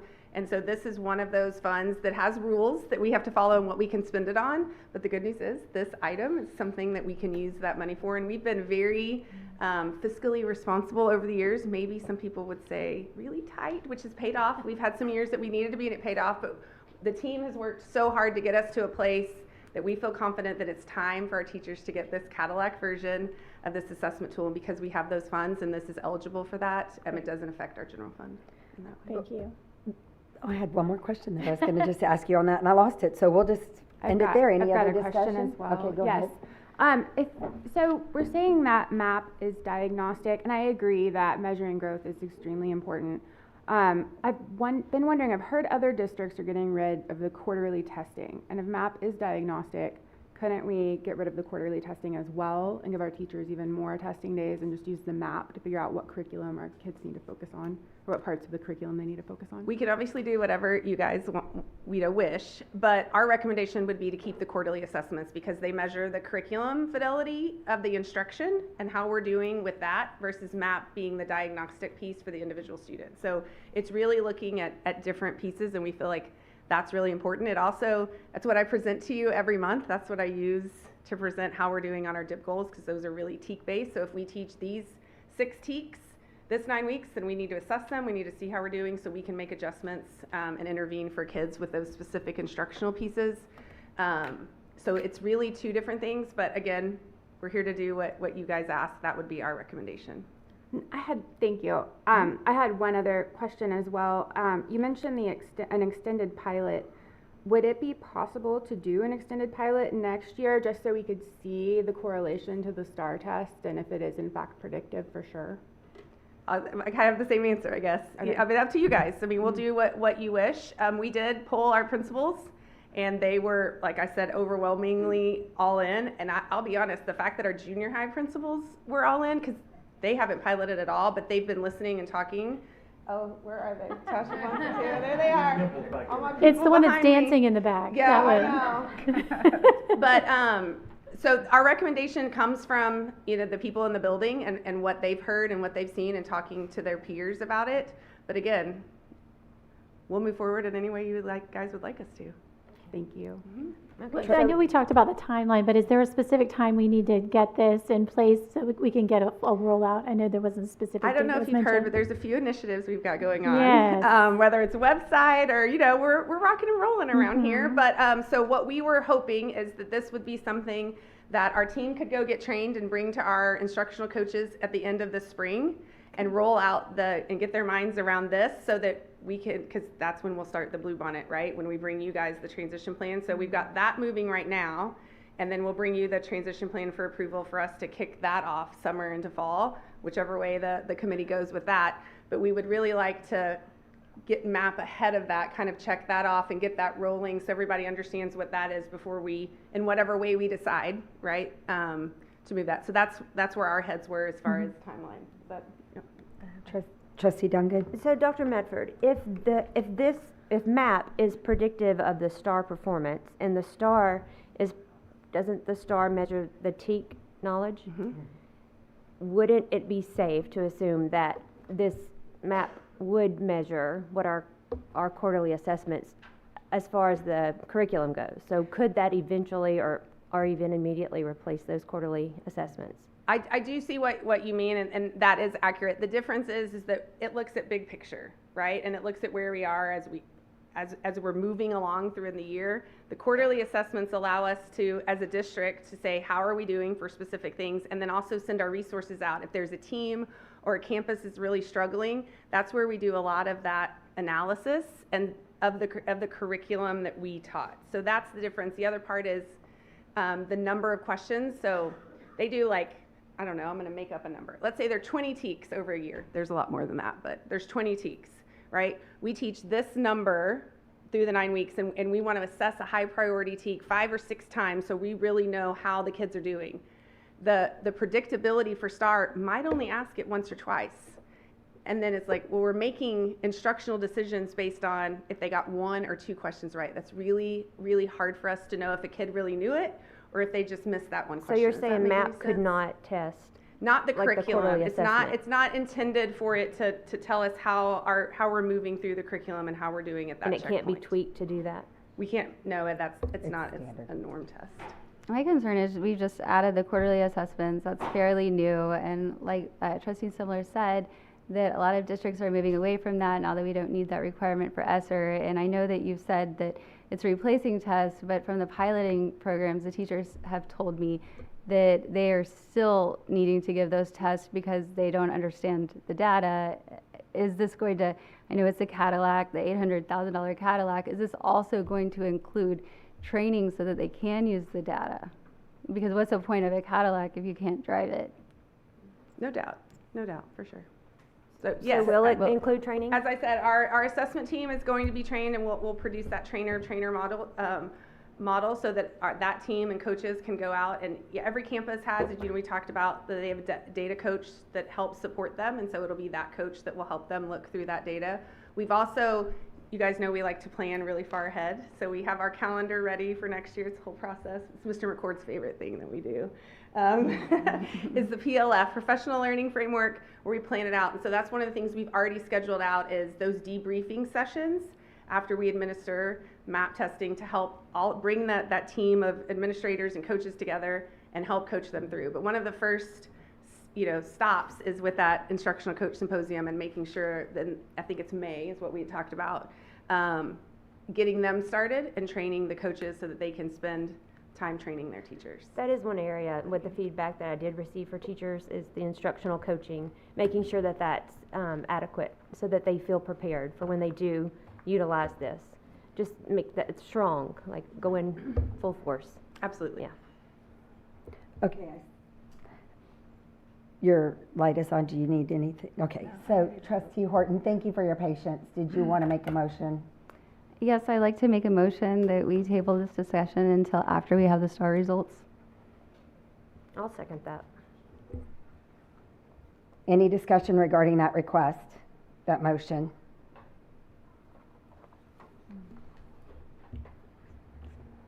Did you get that? So even though, yes, discussion. Even though we have all of the principals and everyone saying that they're ready for this overwhelming, like what's your number that you said it was an overwhelming response? Do you have the specific Every single number? principal wanted to move forward with it. All of them, K through 8. All elementary, intermediate. I would just, I know in the email we asked for teacher feedback and I didn't receive any. So I did go out and find some of my own teacher feedback. And I understand, if a principal, it sounds exciting, but the people that are actually dealing with it, I'm hearing that they're having to give multiple tests now. This test plus the ones they were giving. So that's a concern for me. Do you feel like, given the time frame, that the instructional coaching, the training they'll receive, will prepare them to go into each individual campus and prepare each individual teacher to utilize this? I do, but I also know that it's new, right? So I'm not going to stand up here and promise you that no teacher is going to feel like it was hard or it was different. Y'all know me. I'm going to be super honest. Do I feel like that we will do a really great job and we will be intentional about training them and helping them walk through it, especially the ones that feel like they're unsure of the data and I want to give this other assessment? We have to do a good job of saying, okay, what are you worried about? Let's sit down and talk about it. Here's some things that you can do. Let's relook at your data together and let's make a plan. So I do feel confident in the team. I feel confident in the feedback. With the timeline, like how long would that typically take to prepare the group of instructional coaches to go in and train our staff? So once we get trained, it's technically on our calendar for May for us to train the coaches in May if it were to be approved, so that they could have that training ahead of the summer, so that they're not coming back to something new per se. They have time to look at it, work through it, ask questions, and then come back at the beginning of the year and move forward. So we feel confident. The teachers have the training in the summer, or the instructional coaches? Instructional coaches will train in May. We will not, but they'll have time to look over it as they wish. So it's not something that when they come back in So when August. do teachers receive the training? Do we have? Yeah. So the thought process is a layered rollout, right? So one of the things we learned is that we needed to attack on all fronts and not just say something to one part of our campus personnel. So we start with instructional coaches because they're driving the instructional pieces on their campus along with their administration. But we've also got to train administrators to know all the things. The plan right now is to do that probably in July when they come back for the beginning of the year. And then also hit instructional coaches again, because one time's not going to be enough. We're going to have to do it again. We learned that even just talking with the executive leadership. I felt like we'd said things, you know what, we hadn't said them enough. And that was what we learned. We have to put it on repeat. So we'll do it again in July. And then we're going to hit it again in August. Probably it'll come up at all of the district-wide professional learning sites. And then we're going to hit it again after BOI. What did we learn? What do you still need to know? That's why you don't have the survey yet from the teachers, is that we needed to give them a minute to process. Then we can collect the information. What are you still worried about? What didn't go well? What do you need to see to be done different to have it be effective? We can't get that till we've been through enough and they had time to think about it, and just for a minute, which we just finished the MOI testing. And then we have those concerns, we can address every single one of them once we have all that data collected. So in the absence of that, are we going to see teachers that still use the existing assessments? Yeah. Our hope would be no, right? But we can't be in every classroom all the time, but our hope would be if we do a good job of letting them know, hey, if you get nervous, stop and come talk to us. Whether it's your coach, whether it's a district person, or whether it's your principal, have a conversation, share what you're nervous about, let us work through that with you. So back to the original question about when the teachers will be trained. So if we're doing instructional coaches in May, and then administration team in July, and then hitting instructional coaches again in July, then teachers are not until they'll get it August. District-wide at the beginning of the year, right before they give it. Which in some ways, we don't want to, the different with coaches is they need time to process it because they've got to be able to coach it. The teachers, you kind of want to hit right before they do it, so it's fresh in their mind. So it's a balance. They know it's coming. It's been talked about. It is one of the hottest topics, in my opinion. I don't know if the principals will agree with me. I feel like the map has been, very talked about. They know there's a pilot. It's been talked about for 18 months, so this isn't a surprise. But we do know that there will always be hiccups. There will be places that will do it beautifully, and they will say everything's awesome, and there will be a place that we'll have to send extra support. But again, it's completely up. If we want to wait, then that's our job, is to wait, and we can come back to you. Real quick, one other. In your opinion, do you feel that that this is not too much for teachers with the new curriculum and the new testing? You put me on the spot. We are recommending it because we believe in it. I wouldn't bring you a recommendation if I didn't believe in it. Okay. I'm not going to pretend there's not a lot on the teacher's plate. This has been in motion for us. This is something our teachers are excited about. One of the things we hear from teachers, if you stop a teacher on the street or at HEB, they're going to say, I need more time. And I don't know how to get them more time, but this is what really smart, hardworking people behind me have spent a lot of hours researching and are recommending to help with that. Is it going to be perfect? Is it going to be a lot? Absolutely. So is new two-way messaging and curriculum, it is, but This is what this is the need we're trying to fill, and this is our recommendation to do it. But do you think it's going to open up more time for them in the end? That it's is going to what have an all of the optimal data and all result? of the people say. I just want to say, if this is the Cadillac for teachers, why wouldn't we do this for them? Like, we hear you, okay? We're hearing, we don't value, we're hearing you. We want to help teachers. So I don't see why we would delay this when we're already behind, like you said. And we do hard things as a district, right? When new things are hard, I'll acknowledge that, but it's worth it. So I don't know why we need to delay. Okay, one last comment, Trustee Semler. Yes, I'm a little bit concerned that we haven't had time to get the teacher feedback and we haven't had time to see the true correlation to STAR. So I'd like to make a motion to amend Trustee Horton's amendment to pilot, to adopt, or to extend the pilot to adopt MAP and see if it is predictive, allow for more time for training, and allow more time to get teacher feedback.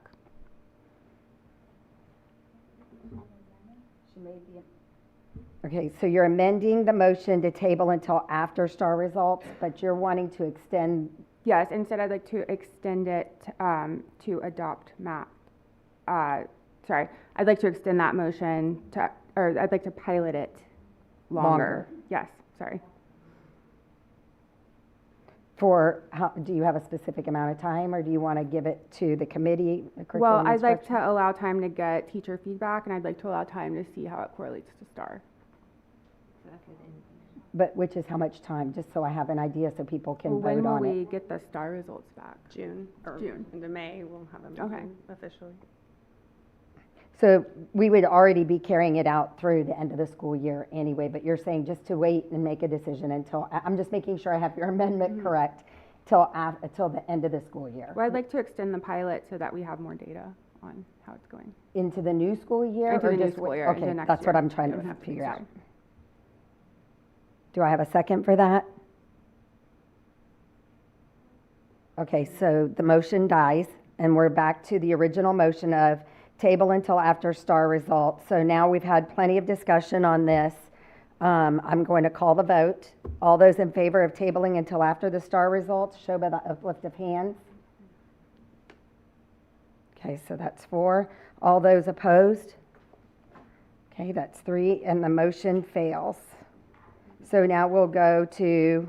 No, the motion A passed. motion carries. My mistake. I was writing it on the wrong one. My bad. The motion carries. Sorry about that. Motion carries 4-3. I apologize. So we will table until after the STAR results. Okay.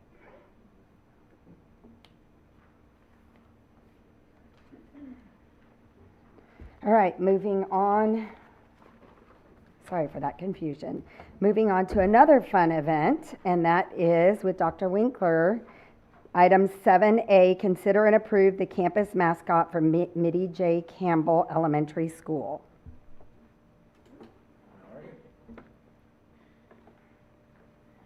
Good evening, President Odenweller, members of the board, and Dr. Knoll. Last month, we came to you with information regarding the potential school colors and nominations for mascot selections for Mittie J. Campbell and Robert Eisler Elementary School. This is a new clicker, and I am hoping I do it right. As you recall, Mittie J. Campbell, our colors were red and blue to honor both Oak Ridge High School and Caney Creek High School, which is where the students of Campbell will eventually attend high school. We also looked at the most popular submissions for the mascots for Campbell, which were the Cardinals and the Cougars. We, directly following the board meeting, we sent out a survey to the families to pick between the two, and out of those, the Campbell Cardinals won. Out of the 156 families that participated, 59% of the families chose this cute little mascot of the Cardinals. So at this time, we ask that you approve the Cardinal as the official mascot of Mittie J. Campbell Elementary School. Any discussion? All right, do I have a motion to accept? So moved. As a fellow Ohioan, I thank you. It's our state bird. Horton seconds it. All in favor, show by the uplift of hands. 7-0, the motion carries. We spread that word around Oak Ridge, and they were like, okay, we'll go with it. All right, next item is for the same thing, but campus mascot for Robert Eisler Elementary School. We presented the same information for Eisler Elementary.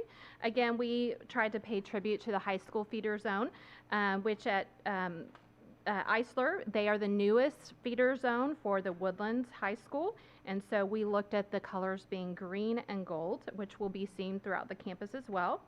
Eisler families, they had 256 votes from their families, which I had to double check because it was exactly 100 more families. So I double checked it just to make sure because it was such a strange number.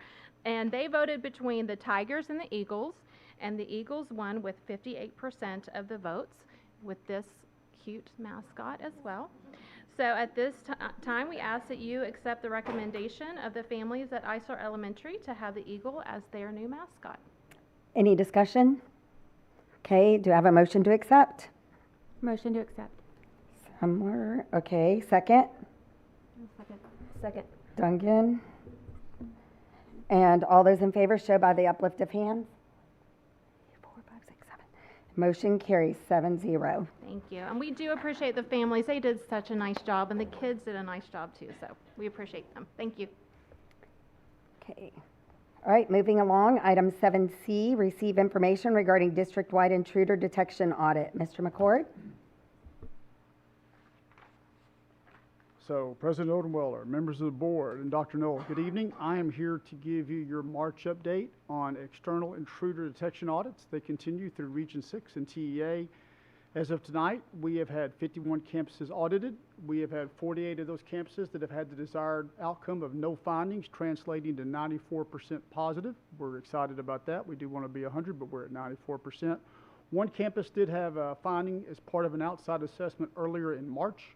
So as part of that, I will share with you in closed session and also with the District Safety and Security Committee in April the results of that finding. Corrective action for that campus is already in motion. And that's what I have for you tonight regarding external intruder detection audits. And if I can answer any questions regarding this, I'm happy to do so. Any questions? Okay, thank you, Mr. McCord. Well, thank you. Thank you. Good job. Yeah, thanks. Okay, item 7C, receive update from the Attendance Boundary Committee regarding attendance zones for Timber Mill High School, New Conroe Area Junior High School, and the New Conroe Area Intermediate School. And Mr. McCord. President Odenweller, members of the board, and Dr. Knoll, I'm here to give you a preliminary kickoff, no action required overview of the zoning process for Timber Mill High School zoning. But it's more than that. It's also the zoning for the New Conroe Area Junior High and the New Conroe Area Intermediate School. So to do this appropriately and to land the plane as we would like to for you with something that would make you proud in July, in the middle of the summer, it requires us to have really good objectives, and we feel that we have those. So the objectives, the first one's really obvious. We need to establish the boundaries for the new Timber Mill High School. But it's worth noting, when you create the boundaries for Timber Mill High School, as a secondary result, you're creating the boundary for the Timber Mill High School feeder, just like our other feeder patterns that we have within Conroe ISD. But also the attendance boundary for the junior high and the intermediate campuses. And then as the second half of this sentence, for 5 years, I've had the opportunity to give this presentation in whole or in part. But the challenge for your committee, as we work through this over 6 or 7 months, is the second half of this sentence. Is doing so while preserving future room for growth of those 3 campuses. So that's what we're charged to do, and we're well underway. The second part is part of the creation of the boundaries to determine which campuses are going to feed into Timber Mill High School's feeder system. But when you do that by default, you're also establishing which campuses are going to feed into the Caney Creek feeder system and which campuses are going to feed into the Conroe High feeder system. And in the third bullet, to really understand the future, you have to understand the past. You have to understand history, which is why we teach history. And we don't have to go back 133 years of history of Conroe ISD, but we do need to go back to the year 2023. In 2023 and 2024 was a big year. In 2023 and 2024, we zoned for Bartlett Elementary. But in the process of zoning for Bartlett Elementary, we addressed the situation of overcrowding at 7 elementary campuses combined within the Conroe High School and the Caney Creek High School feeder, including one Creighton Elementary, which was at 150% of capacity. So as we went through the process, these campuses received much needed help, including Austin, Anderson, Creighton, Patterson, Reeves, Runyon, and Wilkinson. But in the process of doing that, there was a secondary effort made by the committee. And that was to lay the groundwork for creating elementary schools that when we opened up Timber Mill High School, that these feeder patterns for the elementaries would serve as the building blocks for the high school pattern for both Timber Mill High School as well, ancillarily, Caney Creek High School and Conroe High School. When we did it, this is what you got in the end.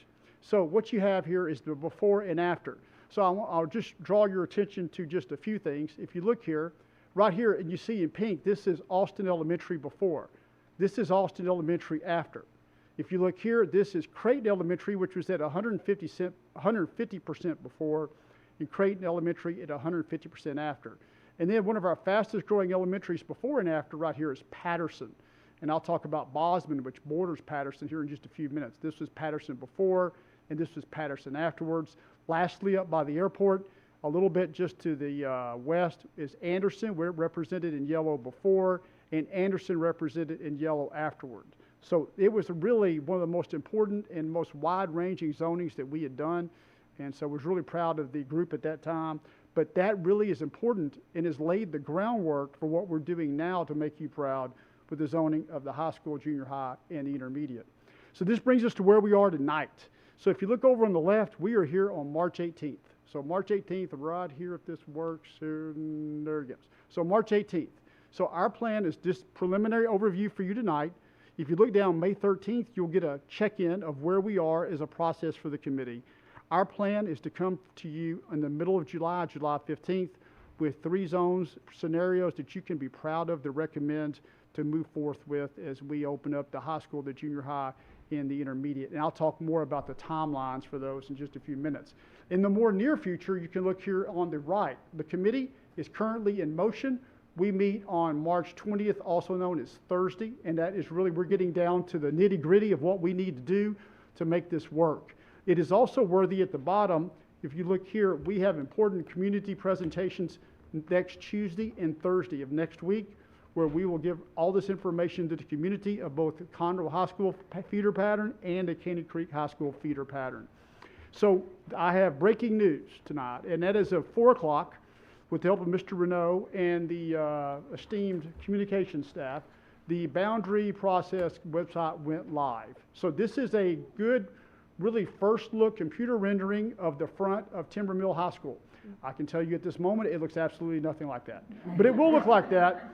I cannot promise, but I will pledge we will do our best to keep the parking lot that glossy, but I can't guarantee that will happen. I was waiting all week for that, but there you go. So the website, this is really the one-stop shop for everything zoning. But when you go to the website, which is there now, and you access it by going to committees. If you go to the website and you go to, I think, About Us, and you click on committees, you'll find the Attendance Boundary Committee. Everything there, from webinars to the recordings of the webinars to when the live in-person meetings will occur, the where, when, how, what. Also, you can give feedback. That feedback will go to the committee for consideration, and ultimately it will go to you for you to see any input given by our community on that. Also, you can get current maps if you want to look at those, and you can look at zoning scenarios that are currently in play, of which we have 8, ones that are in play and ones that are out of play. Spoiler alert, they're all in play as I stand here before you this evening, all 8. Also, frequently asked questions that are specific to zoning. Also, you can go here if you choose to do so and you are brave. As a community patron, you can submit your own zoning scenario. You can do that. It takes a little bit of time. Special kudos to Mr. Renault and especially Dr. Merle for setting that up. It's really self-explanatory, but it's a lot of work if you want to do so. Over the 5 years, I talk about these things, and there's considerations. And I said last time, on the fly, I said, all these are something, nothing is everything. And it really is true. The committee looks at all these. But I will tell you, and I always draw the attention, and this time it's going to be to the center, left, middle hexagon. And I think I counted 6 sides. At least Mark told me there were 6 sides. And talk about geographical proximity. We want to bring you a map, a scenario, when you look at it, whether it's the first time you've looked at it, or if it's the millionth time you've looked at it like Mark and I, that it makes sense. That to the maximum extent possible that we can do, that kids will go to school close to where they live, eat, sleep, and play. And it's a challenge, but we have some outstanding scenarios on the website right now that you can look at your leisure. But all these things, they're all something, nothing is everything. I do want to make a special shout out tonight in that what is really easy to do, well, not really easy, but relatively easy to do, is to build a greenfield school. A greenfield school is where you have a school and you have a large greenfield, and you just go build a school on it, and you're unencumbered by others. But really, probably the most challenging construction project potentially in the history of K-12 Texas education has been what Easy and his team have taken on for renovations dating back to the year 2017 at Conroe High School. Because remember, all this renovation had to happen at Conroe High School while the fourth largest high school in Texas was there, along with all the associated staff and personnel. So kudos to Easy, but my special shout out is to Tasha Smith. And Tasha Smith, I believe me, is in our studio audience behind me.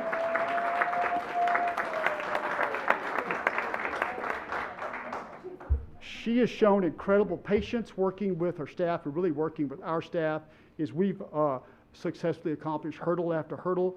But what I would tell you, I really mean that. I'm not just saying it's special. Tasha's a special person, and we're so lucky to have her. So I appreciate her being here tonight. But I want to bring your note. We see it says 112% of capacity. I talk about capacity a lot. And it's one thing to be over capacity if you're in elementary school. It's another thing to be over capacity if your boots on the ground, standing in the hallway or a stairwell or a corridor or the cafeteria at Conroe High School, where although they're not fully grown adults yet, although we're helping them get there, they are physically full-grown adults. So Conroe High School will benefit tremendously from the onboarding of Timber Mill High School. But you can't speak about Conroe High without speaking about the Conroe High School ninth grade campus. And I'm showing here in the foreground the most well-known, I think, possible tennis courts in the history of Montgomery County. And they're lovely, and Easy has those set at the proper 22 degrees east of north inclination, which you have to have tennis courts set at. And so those are there. Also, the thing about the ninth grade campus, we're considerably over capacity. We have no room for additional portables, and we have no electricity. Adding electricity there, if we were going to support portables, would be somewhere in the mid to upper six figures. So Timber Mill High School cannot get here quickly enough. Caney Creek High School needs no introduction. The biggest challenges that Caney Creek faces right now is the oncoming and incoming population from Sweetwater Ridge, Ardavia, Mavera, and Evergreen, which are coming and are coming fast. So, but what people don't realize sometimes is that it also impacts the coming of 27 Caney Creek High School ninth grade campus, which will be on FM 1485, just north of 242 on the west side of 1485. That opens in 27. I want to show you here because I want to mention that this is a really lovely, I think, evening twilight picture of Donald J. Stockton Junior High School. And if you look at it, the thing about Stockton, Bosman, and Patterson, they are on the same contiguous piece of property. The growth we're seeing there is coming really from Cliffstone Hills, which is just north of Stockton, Bosman, and Patterson, but also McKenzie Creek, which is on the southeast loop 336. So Stockton is growing, it's starting to grow rapidly. Here is Pete Junior High School, right at capacity on the west side. This is, I think, a lovely shot of a drone looking from the north to the south. If you go to Bosman, my second biggest concern, looking at numbers, is Bosman Intermediate, which is growing at an exponential rate. It is located on the same property as, I said, Stockton and Patterson, and a couple of stone's throws from the new Timber Mill High School. It's at 117%. And this is the aforementioned Conroe Area Intermediate, opens in 2026. It is on FM 1314 on just north of Crichton Road. It is on the east side of FM 1314. It is on the same contiguous piece of property as the new Conroe Area Junior High. The junior high will be on the north. The intermediate school will be on the south. And once again, that is one contiguous piece of property, which then leads us to Timber Mill High School. A closer look here. Scheduled to open in fall of 27. It is on East Loop 336, not far from Stockton Junior High School. So that is the introduction to the characters and what we're doing. The website, which is really the one-stop shop to go to. I want to let you know about what happens now. I mentioned earlier at 4 o'clock, the website went live. It's really important tomorrow at 5 o'clock Central, give or take a few minutes. Every parent in the feeder zones, elementary through high school for Conroe High, and Caney Creek will get a letter in English and Spanish which explains everything that I just told you in one succinct letter, relatively well-written grammar, in a way that makes sense for everybody. They can use as a reference that tells them about upcoming events. So that's a big deal. And then I mentioned earlier that the first round of community presentations start next week on Tuesday and Thursday. That's what we have for you from the Attendance Boundary Committee at this time. I'm welcome to answer any questions. Yes? Thank you, Mr. McCord. That was excellent. Well, thank you. A couple of questions. First thing first, though, the highlight tool that you used there at the beginning of the presentation, Yes. I'm Like going to give that? you kudos for that. That's pretty cool. And that's the first time I've seen it. So, you. and if we could get that on the interactive website to create the boundaries, that'd be great. Oh, this? Okay, I'll see what I can do. I don't know. That was very helpful. Thank you so much. I was waiting all week to use that, actually. That was huge. I thought y'all I can't lie. So.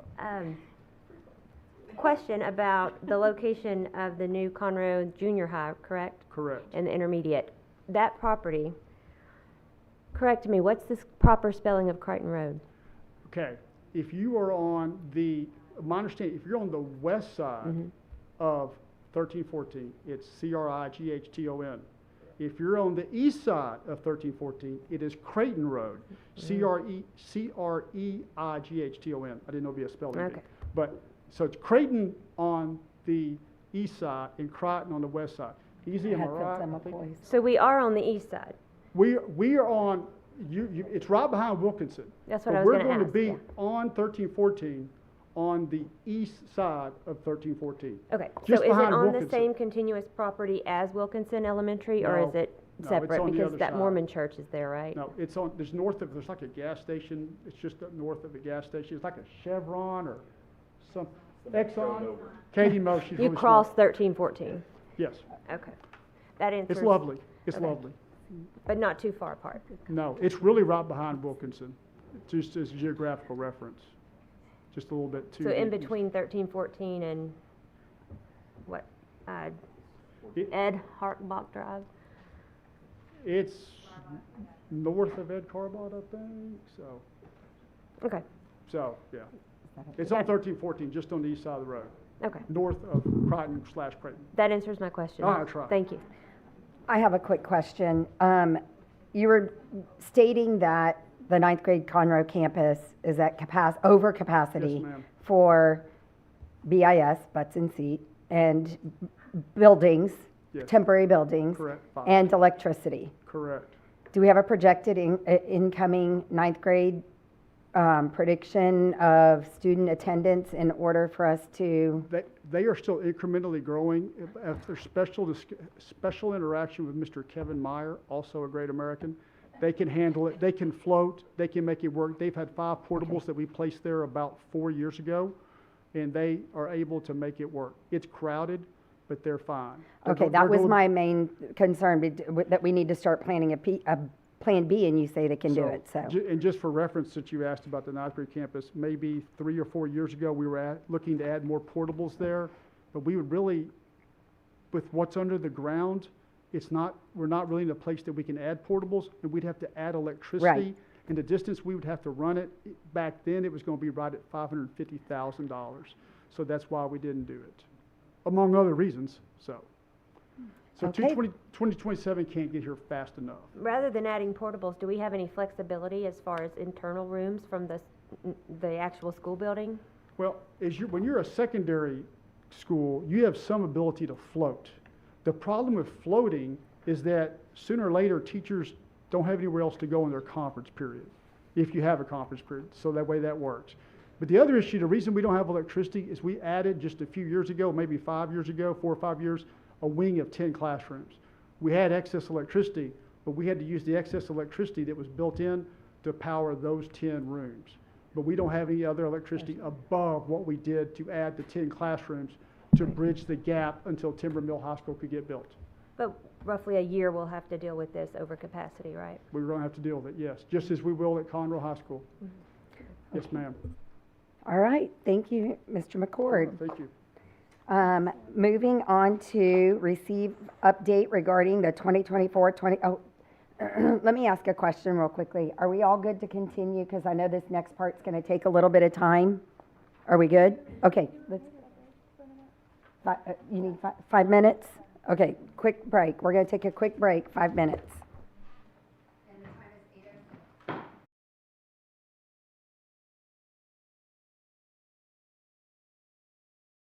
Okay, the time is 8:13 and we are back in session. Thank you for your patience, Dr. Medford. We are now up to item 7E, receive update regarding the 2024-2025 District Improvement Plan and Goals. All right. I do have a little bit of fun. You know, we're kind of all in charge of our own happiness, right? So that's my thing. So thanks to Carol and Sarah, we have my very own dip mascot that we have. I'm ready. This is the world premiere of the dip mascot. It is. How cute is that? Look, it is happy, it is growing, it is all of the things. So Dr. Winkler, there you go. I got to hang out too and have my little mascot. And Dr. Upshaw helped me. Carol made them, but I'm not tech savvy enough like Dr. Upshaw, so she made it into. Do I have a motion to accept? Oh, yeah. No, this is my mascot. We're keeping this mascot. Y'all not doing that to me on this. Nope. Sorry. I have a feeling it would have been unanimous anyway. Well, we're not going to, anyway. All right. So I'm excited to share tonight's update with my cute new little mascot. Special thanks to Kendra Wiggins, Sharon Henry, Albert, and Carlos for all their hard work of putting this together for us. So the first ones we're going to look at is Goal 1, Performance Objective 5, and then Goal 5, Performance Objective 3. So the first one looks at students receiving dyslexia service. We're looking at 5% growth at that MEETS level.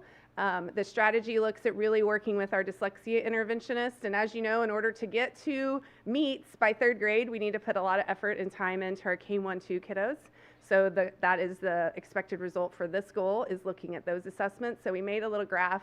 It's always hard. How do we show data in a way that it's readable and it's understandable if you don't have somebody talking you through it ahead of time? So what we did here is broke it down by grade level. The number of students in each box are the reading levels.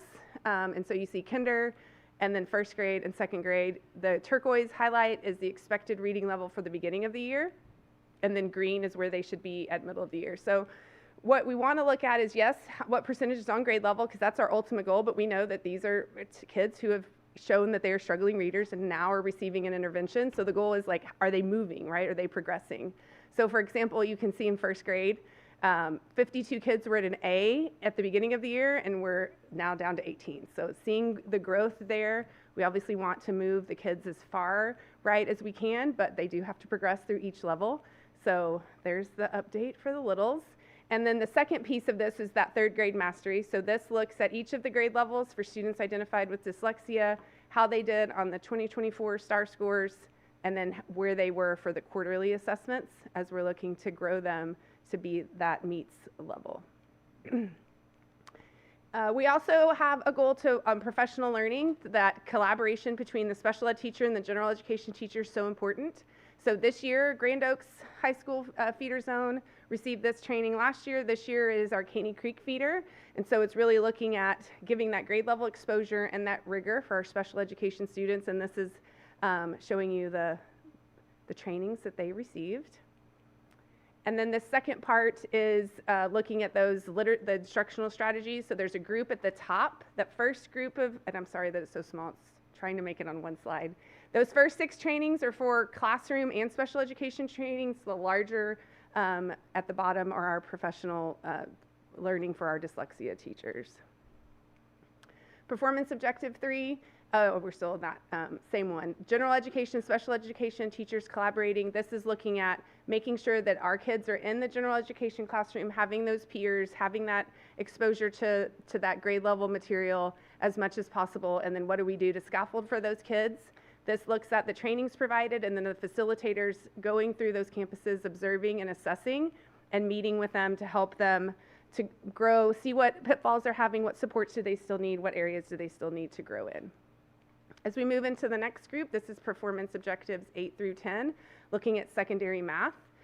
So the first one, we're working on our performance in 7th and 8th grade TEKS that look at applying those rational numbers. So this is one of those examples where we've talked about what are those high priority skills that we've identified that if we can grow as a district, the entire district, if we can do better in this area, we can see big time growth. So that's what you'll see through each of these strategies. Each strategy is talking about working through the coaching symposiums to target those individual TEKs. So we look at applying extensions to operations in 7th grade, and also looking at the area of composite figures. That one hasn't been measured yet, but that goal is still there. And then this last one is using those real world problems and increasing that performance. Again, this one hasn't been seen in our curriculum yet. Performance objective 9 talks about the concepts of linear relationships. Again, and we scaffold those down. So the first one is looking at the 7th grade TEK, the extensions with operations using real numbers. You can see on QA2, they were ahead of their goal there. And then looking at 8.4C for our 8th graders, the rate of change and the y-intercept. And again, they're trending above the goal in that TEK as well. And then looking at our algebra students, looking at those real world knowledge of those rational numbers, you can see as the TEK grows with them, right? And that one's going to be measured on the upcoming Q3. This performance objectives looks at our special education students on Algebra 1, looking to increase their growth on that assessment. We look at approaches for these students so that they can meet that graduation requirement. We were pretty close to our goal in QA1 and saw a dip in Q2, so we're going to keep working. Do we know what happened with the dip? So, well, this is where when we talk a lot about QA, so those are completely different TEKs, right? We do scaffold some where we add and we retest some of the ones from the beginning. It's kind of a cumulative, but we're looking at different TEKs. So what this says is we really need to stop and look and see what's going on, making sure there's a lot of things that we look at. Obviously, we look at the instruction. Is there a different way we can teach it? But we also sometimes just even look at what accommodations they have, and do they know how to use them on those types of problems? Because sometimes that can even be tricky, right? The calculator knowledge, if they have that accommodation. So we kind of look, this gives us the opportunity for us to look at it holistically. What are the different things we can do based on what that assessment? Again, as we always say, the magic kind of happens when that teacher looks at the kids on their roster, what happened, and how can we address that. When you go back to the goal earlier that the Caney Creek feeder is going on that collaboration between the general ed and the special ed teacher, that's where that will come into play, right? And it's really important. The gen ed teacher says, this is what I did when I saw them. The special educator says, this is how I supported them, and really having those conversations about what they need to tweak. So that's where we'll see, that's what happens when we see data like that. So we'll see what happens in Q3. And then the last one's performance objectives 14 and 15. Looking at science. So this is growing our master's level students for 5th, 8th, and biology, our 3 science assessments. So lots of data on here, but we showed you what 5th grade master's numbers were for QA1, QA2, the release star, and then where we were last year. Our goal is to grow that by 3%. And then, can I ask a question? Sorry.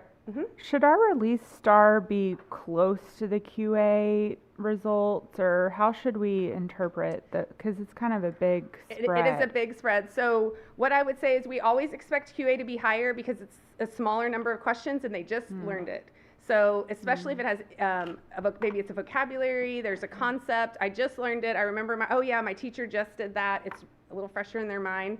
What the release star does is it measures the entire curriculum, even the things they haven't learned yet, which is not necessarily fair, but it's also nice because what if they did already know it and they did well, then the teacher's like, oh, I don't need to spend tons of time with this group of kids, they know it, let's go work on something else. So we do expect the QAs to be higher than release star because of that.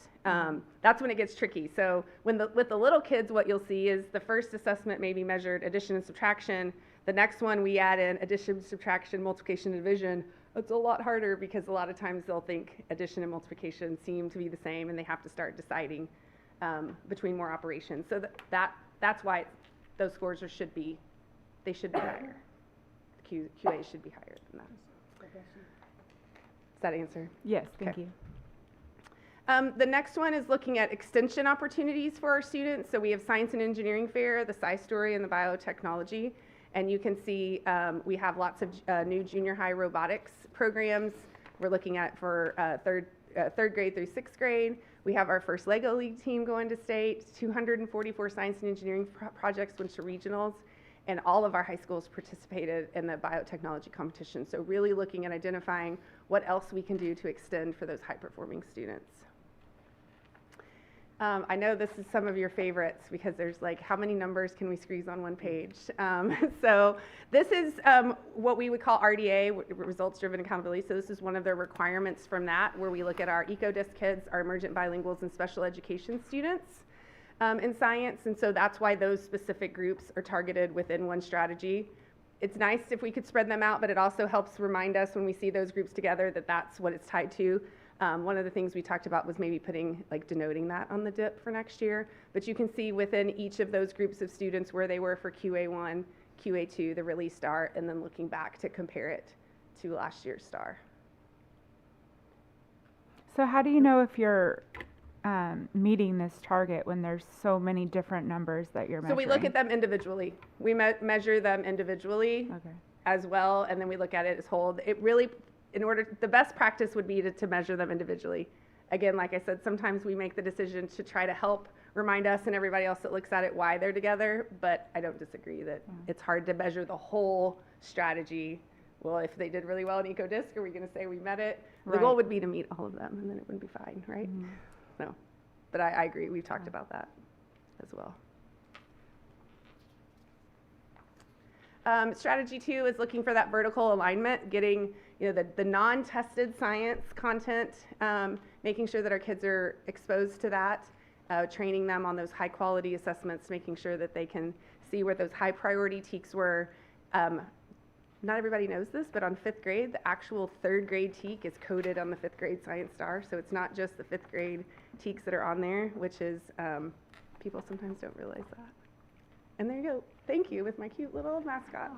Sorry, I just had one more. You kind of, we went really quick through it. Sorry. On the dyslexia slide, special education performance objective 5. I just wanted to note, 2nd grade, that the percentage is going down, and we are looking for a 5% increase. So I'm eager to hear how we can kind of turn that around for our 2nd graders. So that's really all I had to say. Thank you. Thank you. Oh, I have one more question. Yes, Sorry. okay. I noticed on the science performance objective 14 that we were talking about high performing students and offering new junior high robotics programs. And I was wondering, is it still a lottery system for robotics for the junior high and the elementary school students? Because when we ran it, it was just a lottery system. Are we now offering it specifically for high performing students? It depends on the campus. Our goal is to target and encourage those students to be engaged in this, but we still allow them to have the choice, and each campus kind of handles that differently, and a lot of times it depends on the number of sponsors we can get. Okay, thank you. Mm-hmm. Any other questions? All right, we're moving on. Thank you, Dr. Medford. Yes, ma'am. Okay, moving on to item 8A, planning and construction. I believe I'm in the right spot. Let me make sure I covered up my notes here. And that would be consider and approve the guaranteed price for amendment for the Oak Ridge High School 9th grade campus renovation project. And that would be Mr. Foster. No, is that the wrong one? I'm looking at the wrong, that's why I was looking at my notes. Hold on, I buried them in here. Selection of the CM at risk for Bush and Powell. There Will you be our first go. one. So I had the wrong heading on this. Consider and approve the selection of construction manager at risk for Bush Powell Elementary School additions. Mr. Foster. Good evening, President Odenweller, members of the board, and Dr. Null. It's my pleasure to bring forward for your approval the selection of our construction manager at risk for Bush and Powell, which is one of our gym addition projects, as well as critical infrastructure for these campuses and the safety and security upgrades, all part of the 2023 bond referendum. So following our local board policy, we did work with our design team and the purchasing department. Design team for these projects is Stantec. So we issued an RFQ, which is the first step in our two-step selection process. We did have 10 companies respond to that RFQ. State law allows no more than 5 be invited to participate in step 2. We did invite 5. We invited Anselo Bryant, Brookstone, Flint Co., GTT, and Teal Construction to participate in the second step of our two-step process. Our selection committee did evaluate all the qualifications. We analyzed the pricing turned in based on our published criteria, and we presented the ranking as part of our board item for you tonight. Our selection committee is recommending Teal Construction as the offeror presents the best value for this project, and we're looking for your approval. Any discussion? Oh. No, we've flipped it, and we can do that based on the rule because it makes it, it was during our Team of 8 training that we've decided to flip that. But thank you for asking on that. And I guess we should have discussed that and informed you. I apologize. So is there any discussion?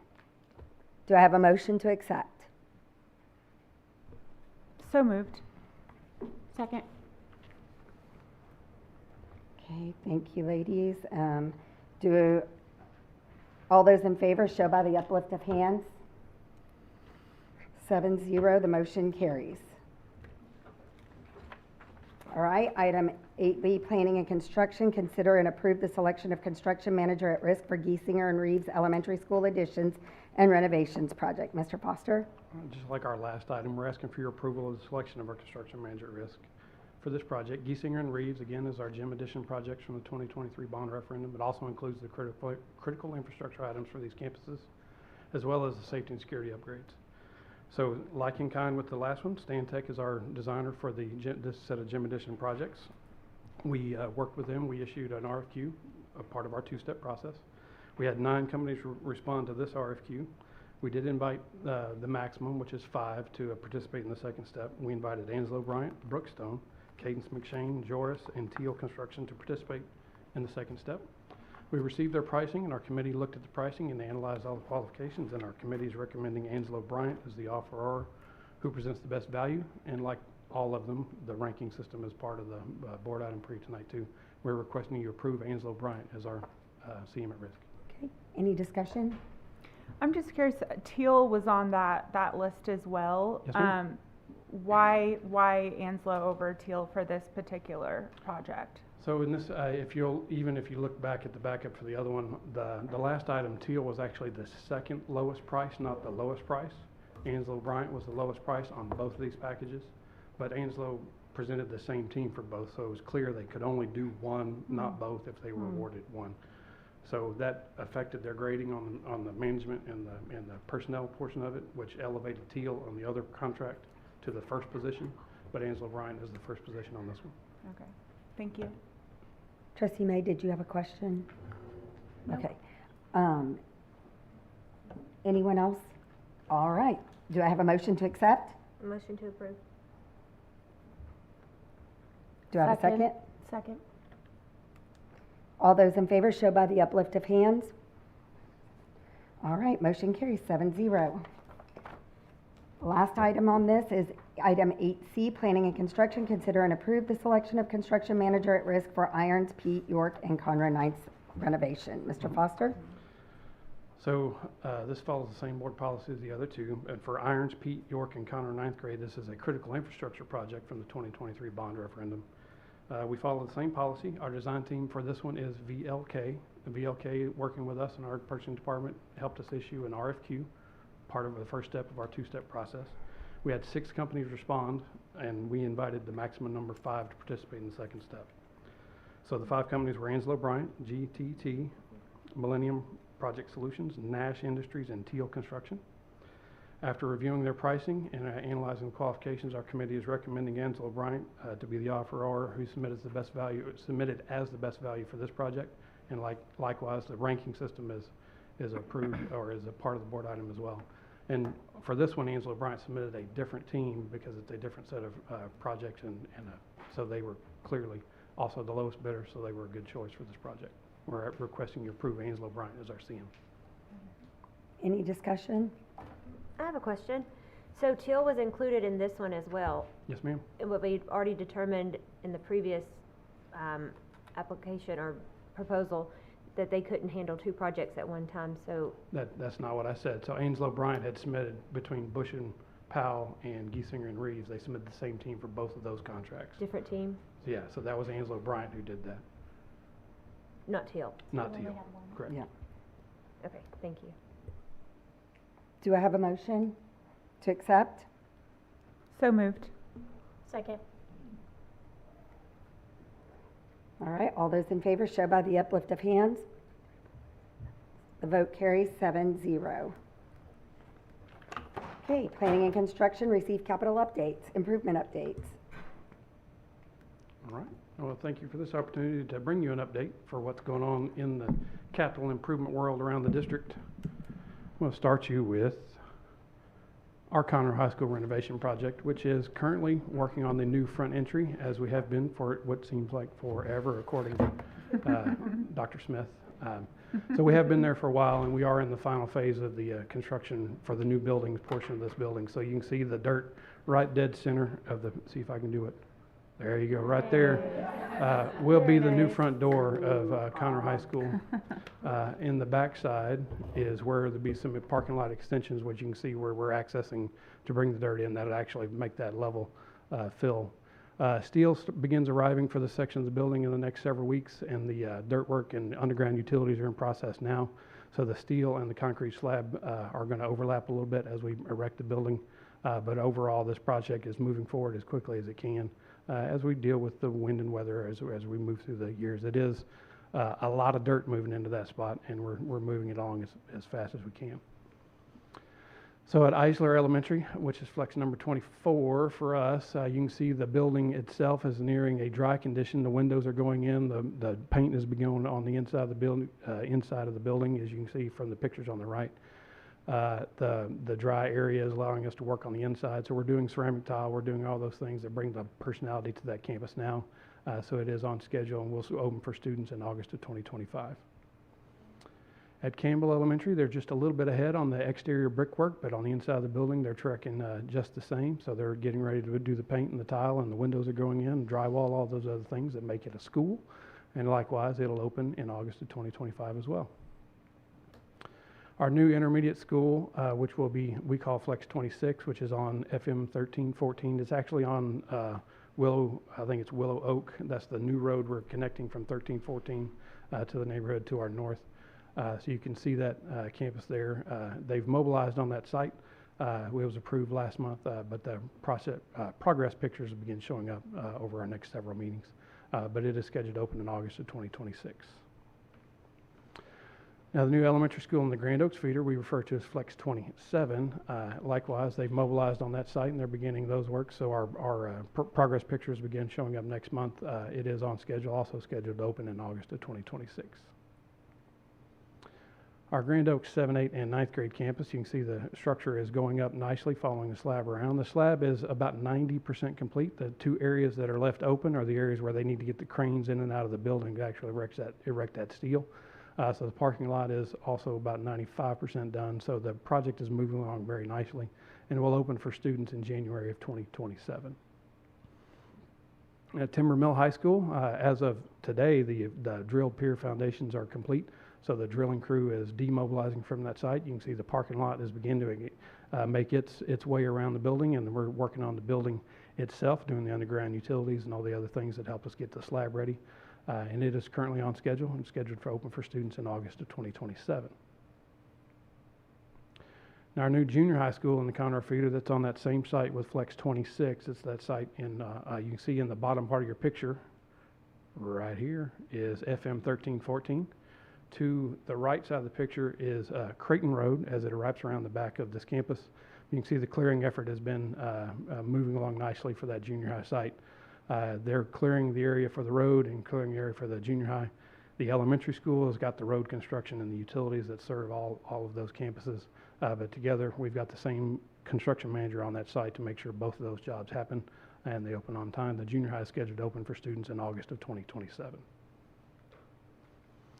Our Caney Creek High School 9th grade campus, which is out on FM 1485 near 242, mobilized after the board meeting last month. So they are in the clearing process, getting that site ready for its building pad. So it is working nicely. We're working with a contractor there so that we can open it for students in August of 2027 as well. Now at Snyder, Tuff, and Collins is our critical infrastructure projects. This here at Collins, which is the pictures on the right, we're doing some critical infrastructure plumbing and bathroom improvements in that campus. You can see the next phase has started, which is the dirt, as you see in the picture on the top. The picture on the bottom is what the finished product of those restrooms looks like, which it's not a giant room, so it's hard to get a good picture of it. But you can see we're bringing some better looking finishes to the inside of Collins Intermediate. The picture on the left is Tough, and that's getting a new roof. So you can see the roof that's in progress. The new white areas are the new roof as it's going down, replacing the roof on that building as it reached the end of its service life. With all of our critical infrastructure projects, we're also doing the safety and security upgrades while we're at those campuses. These are scheduled to be complete in August of 2025 and are on schedule to do so. Can you speak to that, what that includes? The safety and security? So the safety and security projects for elementary, intermediate, we're working on secure hallways on the inside of the campuses to give more layers of security so that we can have our classrooms open themselves back up for community amongst, I don't want to call them pods, but for teachers that need to see each other across the hallway, we're giving them more security so they can open their doors and enjoy that community amongst teachers. We're also making sure every exterior door at all of our campuses from elementary through high school have card reader access, so we can work to eliminate exterior door keys to bring everybody into electronic access, and we'll have better records of who has access and when they can have access to the buildings that way. And then we're also at all of our campuses installing additional exterior cameras that capture the driveways of the building, so that when there are incidences, we can capture who is coming and going. So we'll have the ability to capture license plates, things of that nature as things happen. So it's not everybody's being recorded, but if there's an incident, we can go back to that date and time and see who came and went during that process. Thank you, I appreciate that. Mr. Foster, one quick question. On the previous slide for Caney Creek 9th grade, when's the completion date on that? Caney Creek 9th grade is scheduled to open for students in August of 27. Okay, I have May 2027 on the presentation that you sent out earlier in the board book. In the board book? Yeah. Well, I can tell you my substantial completion date for the contractor is at the end of May of 2027, giving ourselves time to move into it and open it for students. Students would start on the first day of school in August of 2027. Okay, thank you. So with that in mind, you said this school will open in August of 2027. If you go back to the Flex campus at Grand Oaks, with all that progress, that's still January. That makes sense. Thank you. Yes. I thought it said August. But so in Grand Oaks January. is a special campus because it's got a junior high side and a 9th grade side.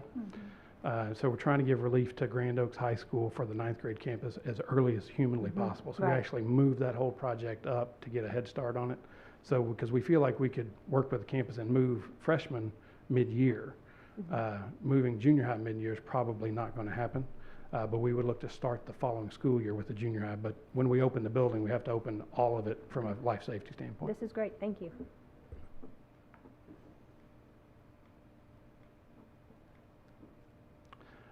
We're at Armstrong, Austin, Burnham Woods, and Broadway, another critical infrastructure project. We're roofing at Broadway, which is waiting on some sheet metal to show up so we can replace the metal pieces on that roof. It's right where it needs to be at this point. And then we're mobilizing on Austin to begin that. You can see the material stacking up in the lower, actually, I can show you right there. The materials are beginning to show up on this site to begin the re-roofing of the older part of Austin Elementary, which is the darker section of roof in the lower portion of that building.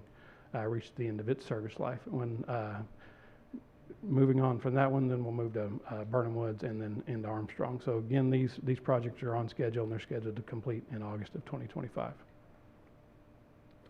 Next package is Derrickson, Kaufman, and Oak Ridge, and they're in the same shape as the other critical infrastructure packages. Moving through the roofing progress now, you can see the about half white roof on the left and the mostly white roof on the right. So that is Derrickson on the left, Kaufman on the right, and those are right where they need to be for the schedule, and all the materials and equipment are coming in so that this summer all the interior work happens, scheduled to be complete in August of 2025.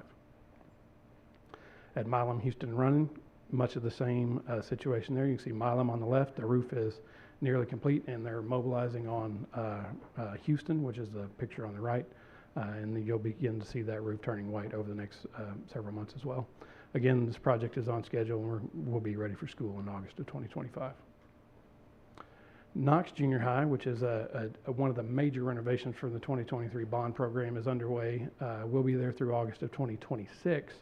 You can see on the right-hand side of the pictures is the first phase of classroom remodels that we actually opened when they came back from spring break.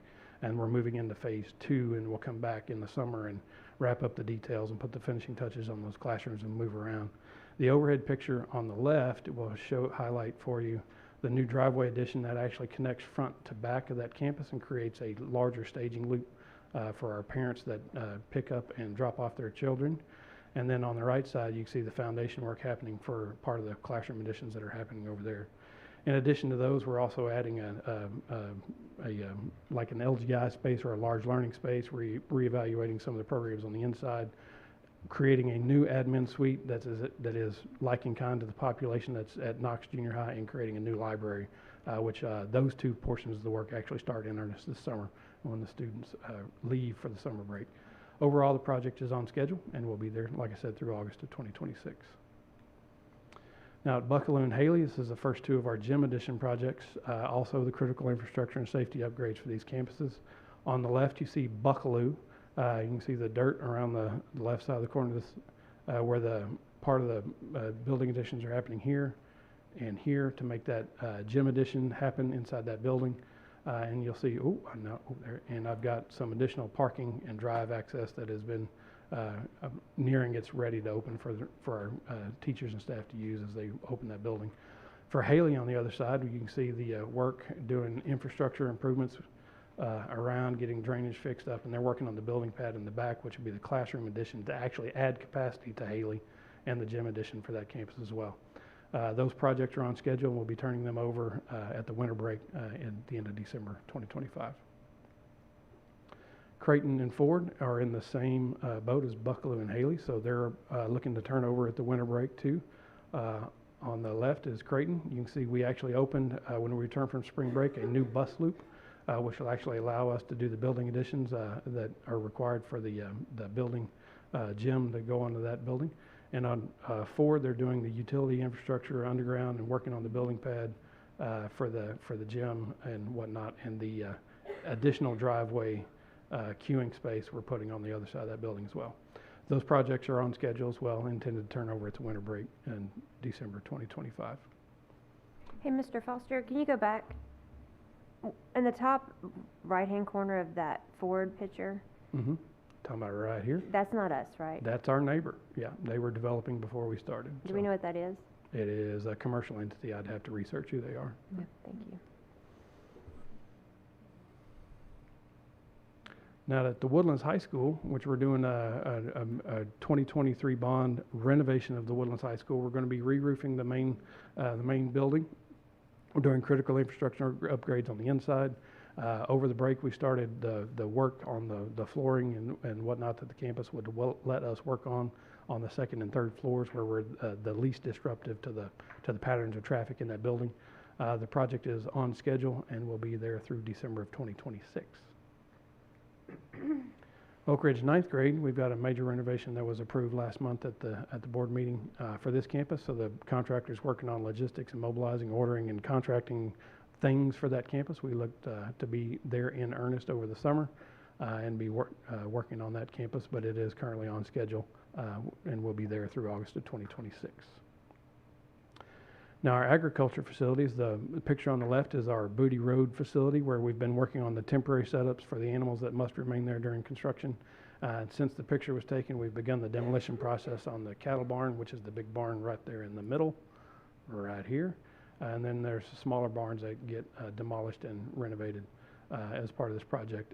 So that project is on schedule, and we're moving it along as we can, working with the shows. We have lots of shows that are finishing up in April, so we're doing what we can while we get the animals situated, and then once we get all the animals situated, then we'll be really making hay out there. Call me Mr. McCord. Right. Indy. Indeed. Now on the right is our general site plan for our north facility that'll serve Conroe High School, Timbermill High School, and Caney Creek High School. So it is working through the permit process of the city, which is nearly complete. And while we've been waiting on the permits, we've been ordering the long lead materials and getting things set up. So we'll be mobilizing on that site in the next month or so as we get the steel and every delivery dates with us. But we'll be on those jobs through the spring of 2026, which is why it's kind of nebulous there, because we're waiting on some permit that we don't have control over. But Brookstone, our contractor there, is working with us.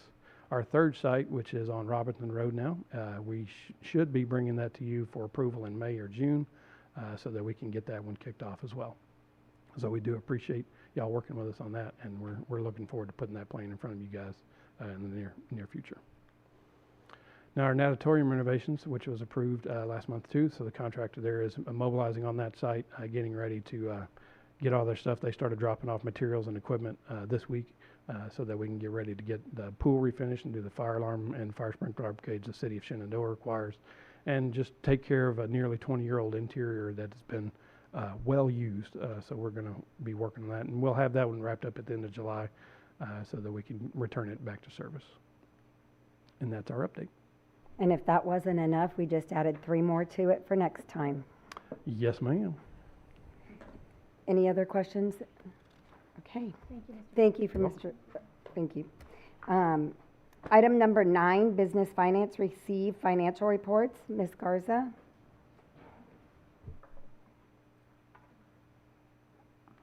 So sure I know how to use this mouse or this clicker.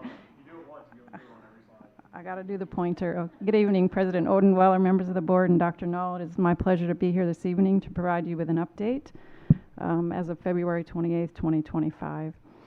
First statement is our balance sheet. This shows the district's assets, liabilities, and fund balance. Presented here is the general fund, debt service, child nutrition, and self-funded insurance.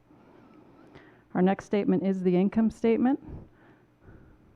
I'll draw your attention to local revenue. Our tax collections are, for the most part, in. We are about 94% collected, which is right on target with where we should be at this time. You can see in debt service, expenditures $132 million. We did make our first debt payment of the year on February 15th. We'll make the next one in August. Our 2023 bond referendum status update. Funds encumbered and expended. Life to date of the bond is $562.9 million, leaving $1.4 billion estimated to complete. You can see the status of all the projects there. And then our self-funded insurance for the month of February, we ran a slight deficit of just over $200,000. We are at $4.8 million deficit for the year. We will be bringing you some information in April, working with the Employee Benefits Committee right now, working through plan design and premium options for next year. So we've got some hard decisions to make regarding our health plan, but we'll come to you with a plan and some recommendations next month to consider. Our investments as of January 31st, $1.5 billion. That's a big number this time of year, primarily due to tax collections coming in. And then we did have our second sale for the bond referendum. That's all included in that number. Our pools are yielding 4.52%. Our combined portfolio is at the same 4.52, and then our 90-day T-bill, which is our benchmark, is at 4.18. And that's our update. Ms. Garza, can you go back to the slide of the debt payment? Okay, what's the total payment? You said the payment was made, the first payment of the year? It was $128 million. And how many of those? We make those? We make them twice a year, always on February 15th and August 15th. That's statewide. Okay, thank you. Yes.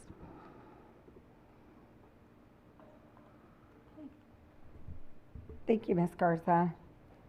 All right, moving on to item 10A, consider resolution regarding the MCAD vote. This item has been tabled until the special meeting on Friday, March 21st at 1 p.m. We are going to move the item B, consider and approve development and cost sharing memorandum until after executive session, and bring it back following executive session. And item C has been pulled from the agenda, so we don't need to go to that one. And at this time, the Board of Trustees will go into closed session pursuant to Texas Government Code 551.074 to discuss board governance issues and matters related to staff employment, evaluation, and reassignment, and pursuant to Texas Government Code 551.076 to consider the deployment and specific occasions for implementation of security personnel or devices, and 551.089 for deliberation regarding security devices of security audits, including and findings from the 24-25 intruder detection audits. Any actions, vote, or decision of the board with regard to any matters discussed in closed session will be made when the board returns to open session. President Odenweller, can I just pause for a minute? We need to add 551.071 since you wanted to ask me some legal questions in closed session. So that'll Do be I one of need to repeat that? You don't need to. I just said we're also going back for 551.071 to consult with the board's attorney. I just want to make sure that's on the record before you call. 551.071. Thank you. The time is 8:53 and we are in a break. 8:53.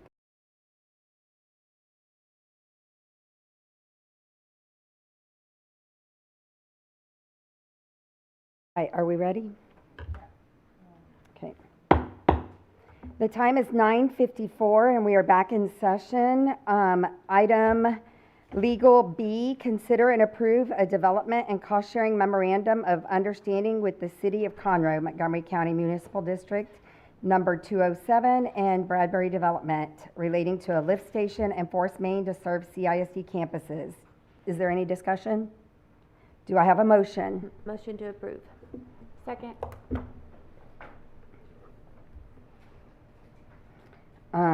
All right, that being, all those in favor? Motion carries 7-0. Next item on the agenda is to take any requests from trustees regarding future board items. Are there any at this time? Remember, you can always reach out later. No items at this time. That moves us on to, I will entertain a motion to adjourn. So moved.